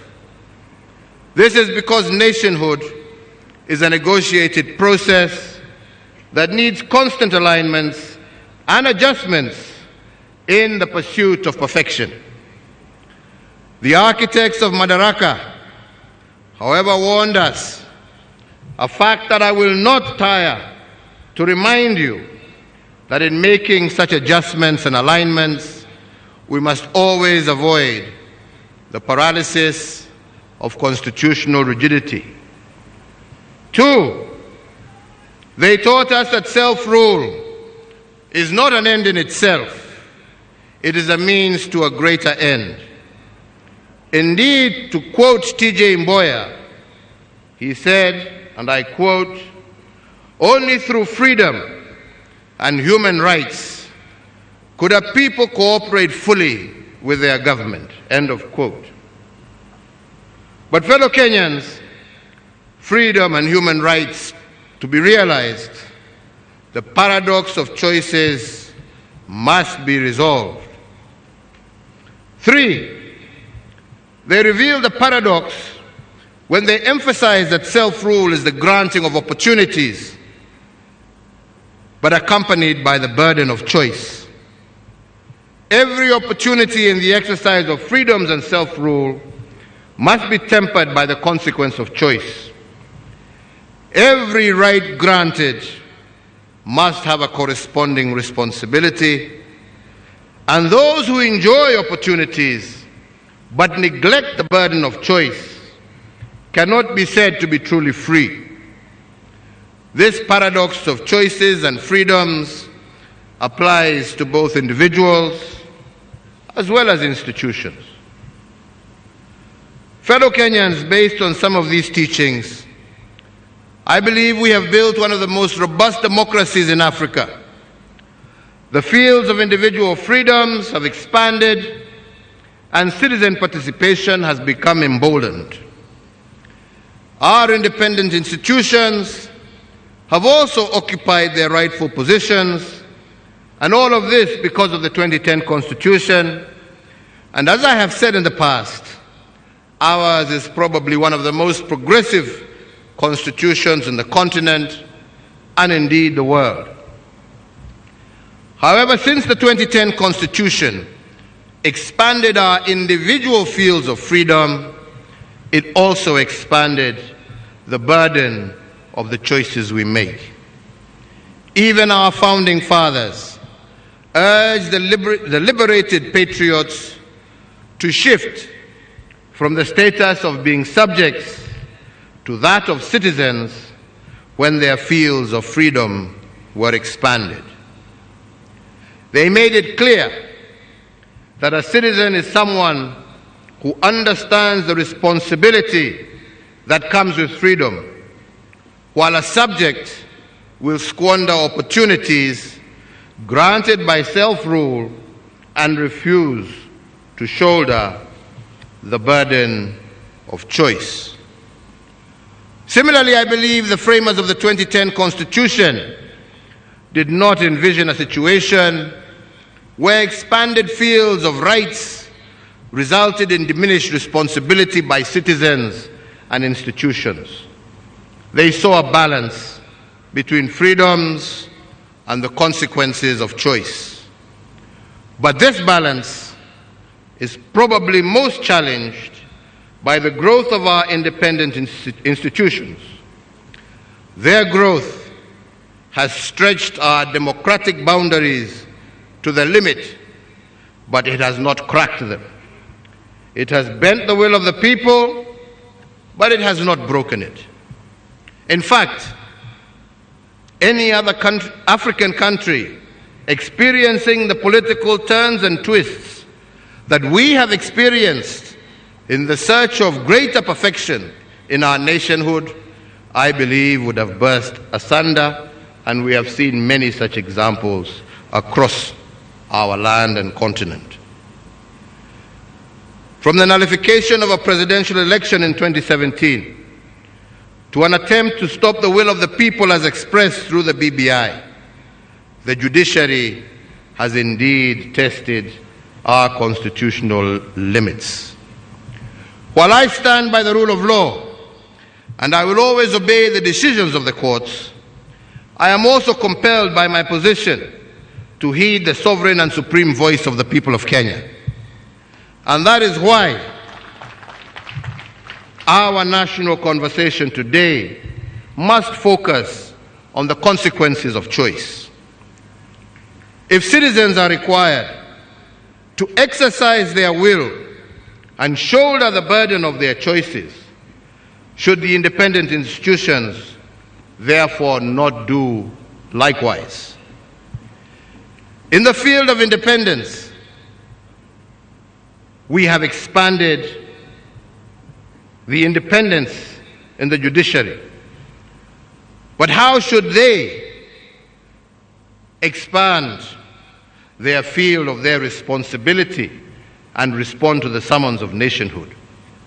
Shouldn't their decisions also be accompanied by the burden of choice? These are the questions of our national conversation, and we should objectively ponder them. And here I must be frank and ask what I believe to be legitimate questions. It is a fact that we were losing close to 1 billion shillings every working hour for the 123 days we held the 2017 election. The question the national conversation should therefore ask is, who carried the burden of this choice? Was it the judiciary or the people? The truth of the matter is that it was the people who carried the burden of the choice. Development programs meant to make a difference in the lives of people had to be shelved. The second is that as a consequence of 2017, we initiated, together with millions of Kenyans, the BBI process that was meant to build bridges and create inclusive politics and end ethnic majoritarianism. If the court had subjected its decision to stop BBI to a cost-benefit analysis, in other words, if it had considered the burden of choice, then there are questions the judiciary would have asked. If we indeed were at a constitutional moment, is a decision against BBI a decision in support of the status quo? If BBI were to be stopped, who carries the burden of choice? On whose shoulders will ethnic majoritarianism rest? And who will carry the burden of losing 30% of our national budget every 5 years due to the toxic politics that BBI sought to resolve? The judiciary would have asked itself another question. Can Kenya truly be a democracy if the people are denied the opportunity to express their sovereign and supreme choice at the ballot box on the basis of elevating technicalities over the overriding objectives of the law? Our Constitution, fellow Kenyans, is not a yoke around our necks, but rather it should be a mighty sword that can break the chains that limit all of us as citizens. The moral foundations of justice demands that the judiciary bears the burden of choice and the consequences therefore, especially when the burden of judicial choices is proposed to be carried out by the people. Fellow Kenyans, as I turn to the national question of our times, as is the national tradition every Madaraka Day, I wish to remind us of an instruction left behind by the founding father of our nation, Mzee Jomo Kenyatta. He said, and I quote, "Our children, born and unborn, may learn about the heroes of the past, but our present task is to make ourselves architects of the future." End of quote. This, fellow Kenyans, was a call to action. It was a call to predict the future by creating it. And against this backdrop, the national question of the moment must be poised. If indeed freedom is nothing but an opportunity to become better, how have we enriched what the founding fathers placed in our custody? Have we made it better than we found it? And has Kenya occupied its rightful place in the society of nations as a result of our improvements? I believe that that is the national question of the day. And in response to this question, I will use the 4 frames of our liberation struggle that have informed my administration. The first is economic. This frame is informed by the notion that political freedom in the absence of economic freedom is nothing but an illusion. Given that the founding fathers stood for economic inclusion and the administrations before mine was about economic recovery, my administration has embraced the maxim of economic acceleration. Economic acceleration in my administration is about increasing the speed of achieving our national goals. And we have increased the speed at national, county, as well as individual levels. At the national level, the colonizers left us with a gross domestic product, which is a measure of our national cake, of close to Kenya shillings 6.4 billion in 1963, using the exchange rate of the time. After 74 years of colonial occupation, that is what Kenya was worth every year. The combined administrations of Mzee Kenyatta, Mzee Moi, and Mzee Kibaki increased this national cake to Kenya shillings 4.5 trillion, and they did this in a span of 50 years. In the last 8 years, my administration has doubled what the colonizers and the first 3 administrations did in 128 years. Our national cake, our annual worth as a country every year, now stands at Kenya shillings 10.3 trillion. And even if you factor in inflation, our economic acceleration program has multiplied what the founding fathers left in our custody. At the county level, we have allocated Kenya shillings 2.3 trillion to our counties. This is equivalent to 16% of our GDP. What this means is that we have sent to the counties the equivalent of what our national cake was between 1885, when the colonizers came to Kenya, and when President Moi retired in 2002.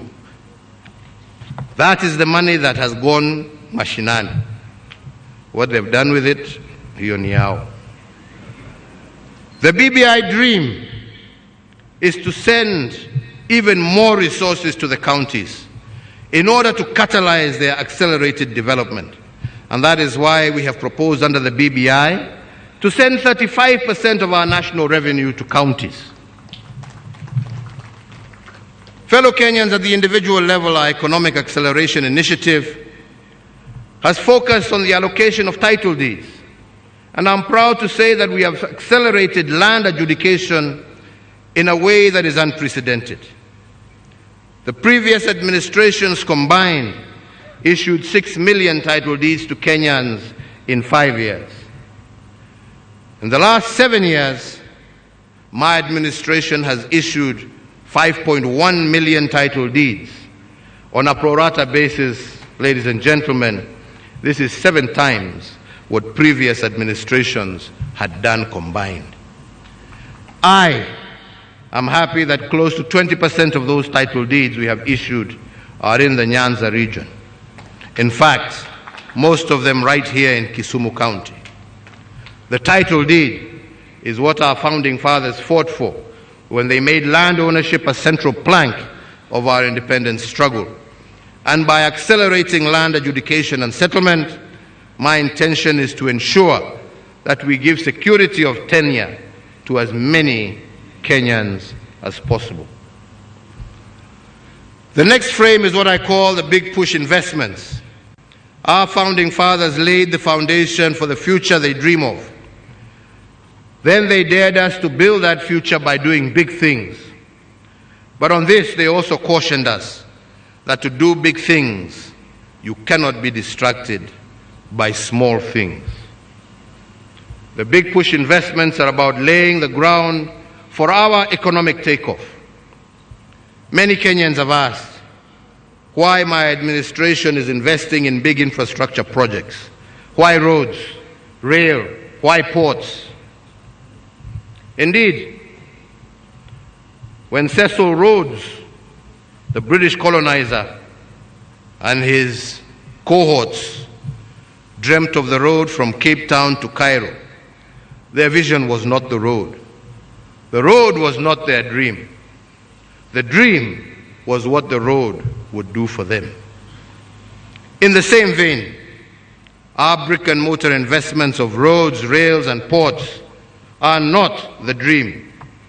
The dream is what the big push investments will do for Kenya and how they will transform our standing in the community of nations and form the basis of national prosperity and the creation of decent and steady jobs for our people.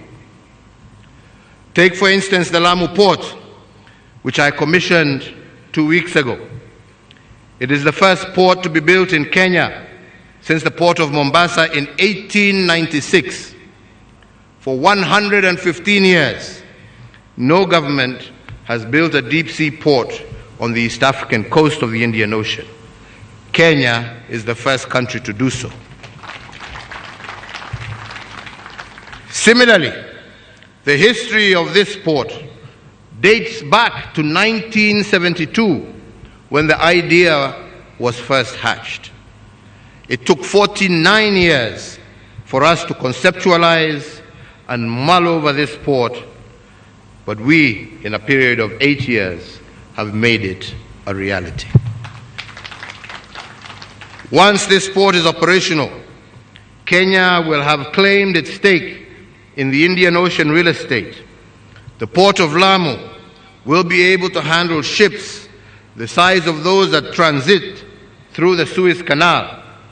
And this capacity will not only increase our transshipment business, but will also impact over 130 million residents of the East African region.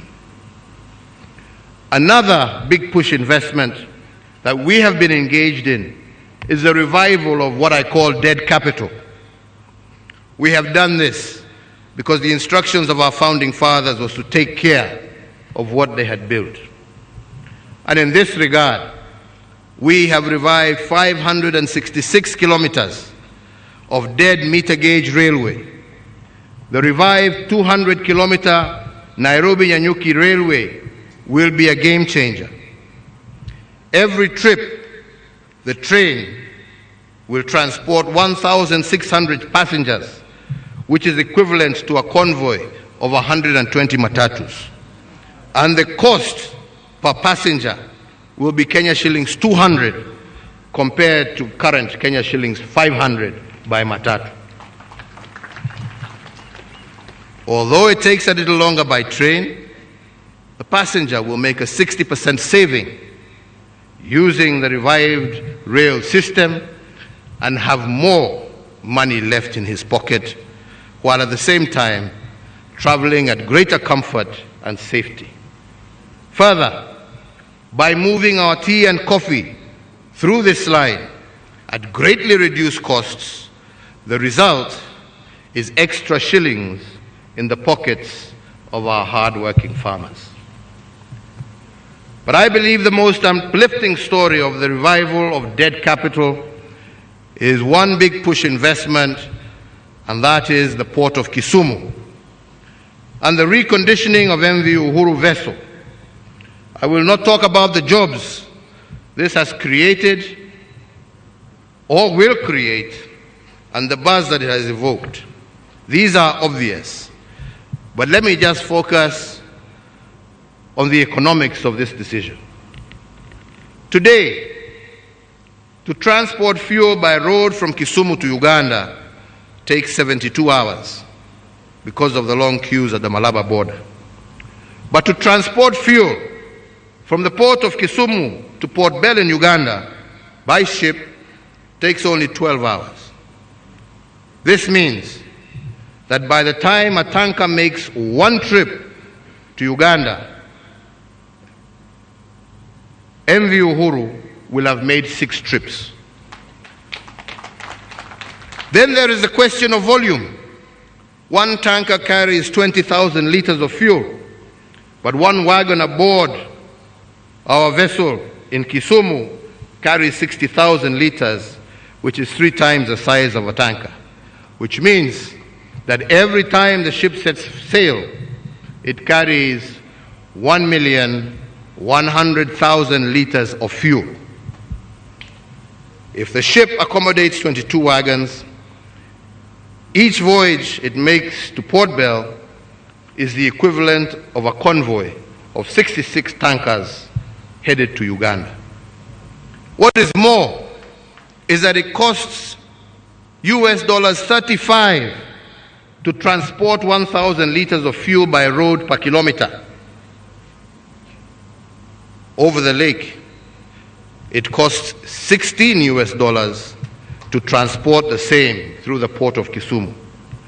That means for every $2 spent transporting fuel to Uganda by road, you spend only $1 through the port. Furthermore, the fuel lost, don't ask me how, but the fuel lost, kila mtu anajua nini inatendeka huko. The fuel lost by road transport was estimated to be worth Kenya shillings 6 billion every year. Today, by transporting through rail and lake, this has been reduced to 0, while fuel adulteration is a thing of the past.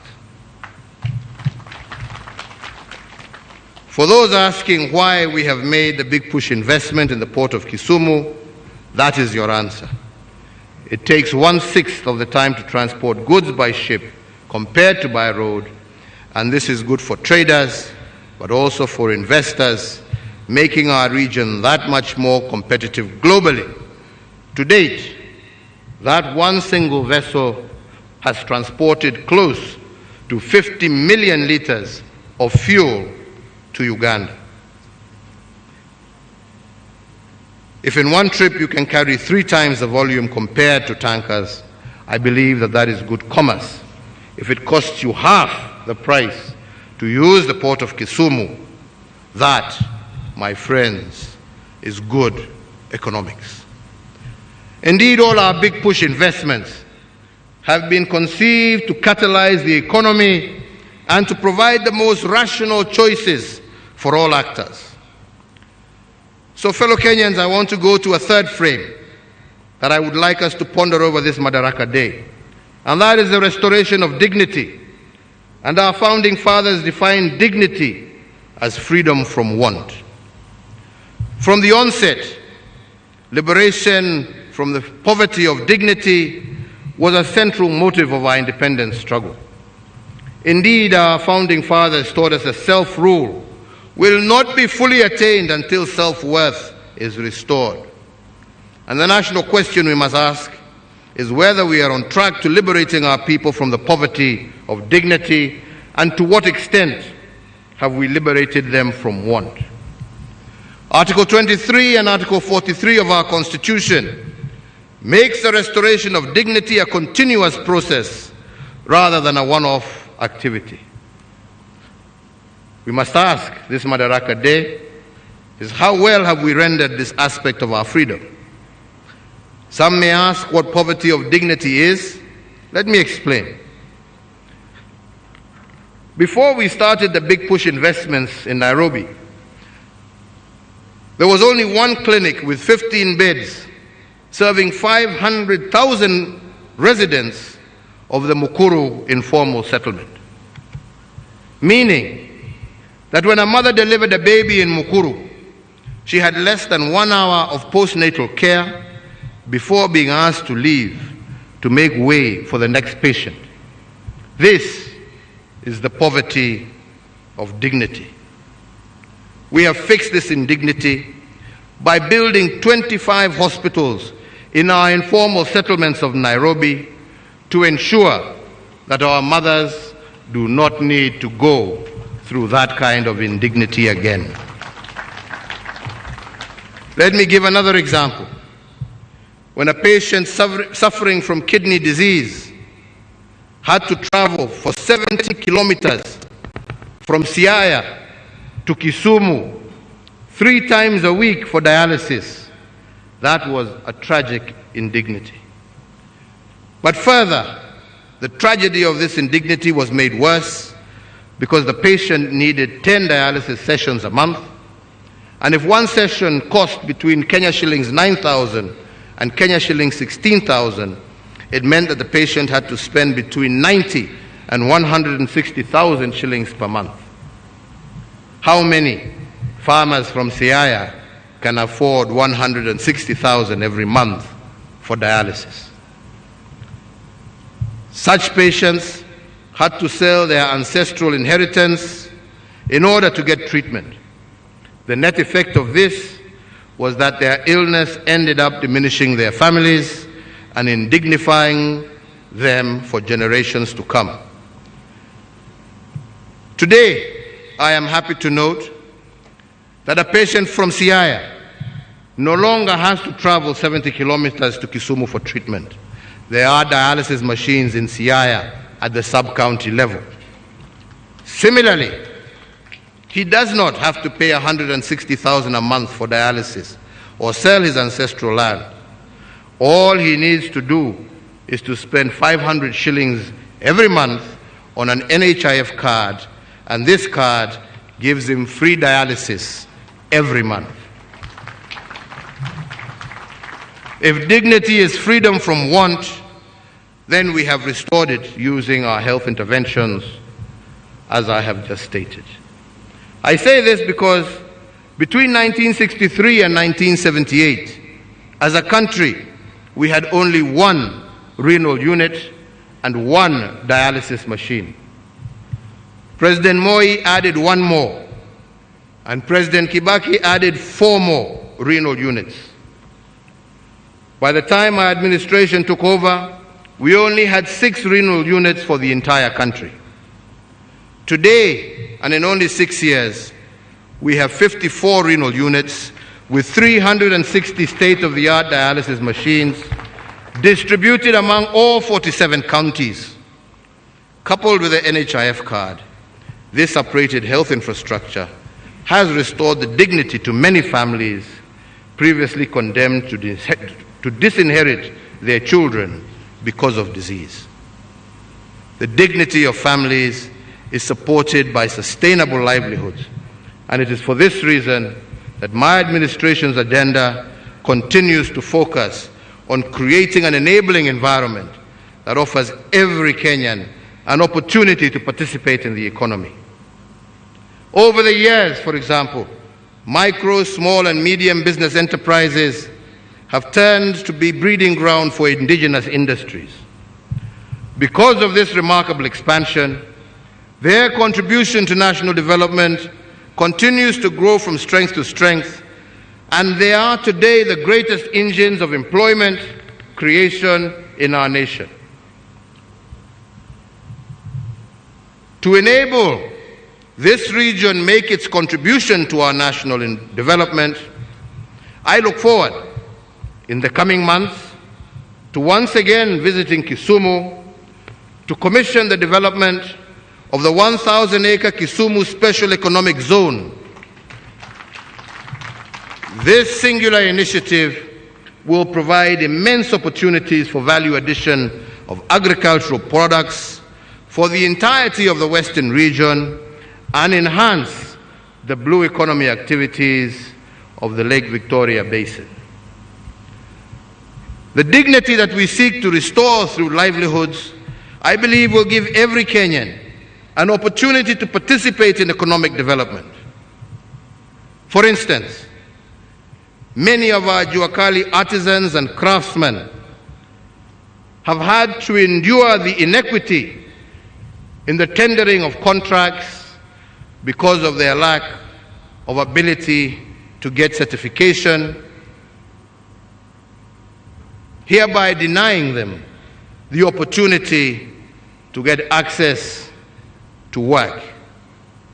I am announcing, therefore, today a new initiative by my administration to provide a framework for the recognition of their skills through the awards of certificates based on competence in order to enable our Juakali sector participate in various economic opportunities that have currently been denied to them. In this regard, I today direct the Ministry of Education through the Kenya National Qualifications Authority to, within 1 month of this date, issue a policy framework for the comprehensive recognition of prior learning. This policy intervention will expand the opportunities for artisans and craftsmen in our Juakali sector to participate more meaningfully in our economy. Fellow Kenyans, I will now end briefly with the fourth frame of our national question this day. For us to secure what we have achieved in 58 years, we must not make politics the heat and the light of our national existence. Instead, we must endeavor to pursue political stabilization by any means necessary.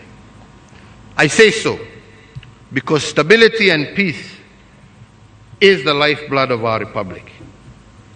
What we have built for 58 years can be destroyed in one day of political instability. But we cannot engage in political stabilization if we continue to live in political denial. For instance, and I will say it again, everyone knows that the BBI is good. It's good for our country. It is even good for those people who are unhappy with it. But too many Kenyans have embraced fear of change over the need to continuously strive for a more fair, just, peaceful, cohesive, and democratic Kenya. They oppose the bill sometimes not because of its substance, which even its harshest critics concede is good, But because unlike our founding fathers, they cannot dare to imagine a better Kenya for all. Fellow Kenyans, as I said of the judiciary, their decisions must consider the letter of the law, but fundamentally, the spirit of the law must also guide them. I say so with all humility because the spirit of the law is the light that will illuminate the burden of the choices that they make. For every decision they make, the spirit of the law will lead them to the consequences of their choices. The judiciary should be guided by the spirit of the law, and political stabilization will be easily achieved. And as for all of us, the political elite of this country, if we are going to continue to remain short-termist and self-serving, the consequence of our choices will become a permanent burden on our people. Let it be clear to all Kenyans, short-termism is not the path to political stabilization. Our founding fathers encouraged liberated patriots to upgrade their status from being subjects to that of being citizens by embracing freedom with responsibility. And I want to make a similar invitation to our political class this Madaraka Day.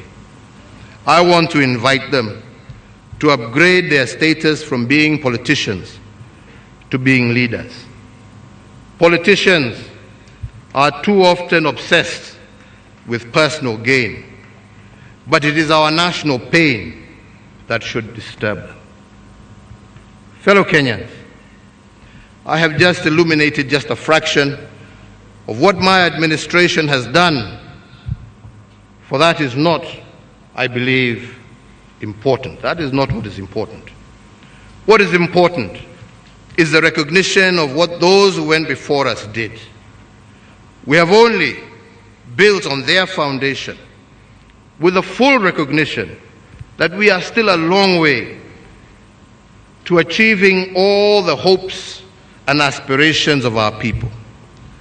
But like our forefathers, we live in the hope that future administrations will not seek to live in acrimony and division, will not seek to destroy, but to build on our achievements and reach even greater heights so that we can truly live the vision of Kenya as articulated by our forefathers, that the task before us is not today, but how can we become architects of that future.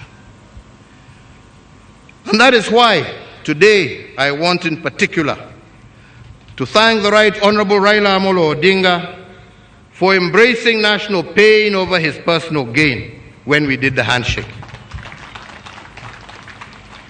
What is more, and many do not know that, is that he did this without asking or demanding anything from me. And I want to say today that whatever the future holds, I look forward to working with him and all Kenyan leaders and Kenyans to build a better, brighter, more united and prosperous Kenya, East Africa and Africa. Nimesema asante Jacomo na kwa viongozi wenzako wengine wote. Asanteni. Fellow Kenyans, in concluding my remarks, let me say today again, as Governor Anyang' Nyong'o said, that Kisumu City will from the 26th to the 30th of April next year play host to the largest Afro-Cities Summit ever hosted on the African continent. That event will be a gathering that will feature ministers, mayors, leaders of local authorities, representatives of civil society, the private sector, academia, national, regional, and international financial institutions, as well as development partners and other stakeholders. My extension, Governor, my administration, Governor, will extend to the county government of Kisumu every support in order for you to be able to showcase Kenya and Kisumu to Africa and the rest of the world.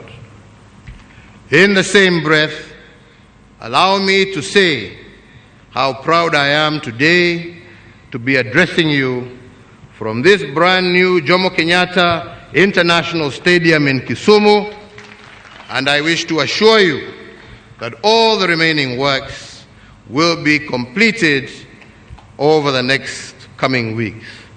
Hongera Waziri Amina Mohamed and your team, pongezi sana na muendelee hivyo hivyo. So ladies and gentlemen, it is now my very distinguished pleasure and honor to wish every Kenyan, wherever you may be, a happy Madaraka Day, and to once again encourage you to stay safe. May God bless you all. May God bless Kenya. Mungu aibariki Afrika Mashariki na Mungu aibariki kontinenti letu la Afrika. Asanteni sana, asanteni sana. Nimewashukuru sana sana sana sana sana. Thank you. Basi kwa heshima naomba tusimame kwa wimbo wa taifa. Kwa heshima naomba sote tusimame tafadhali.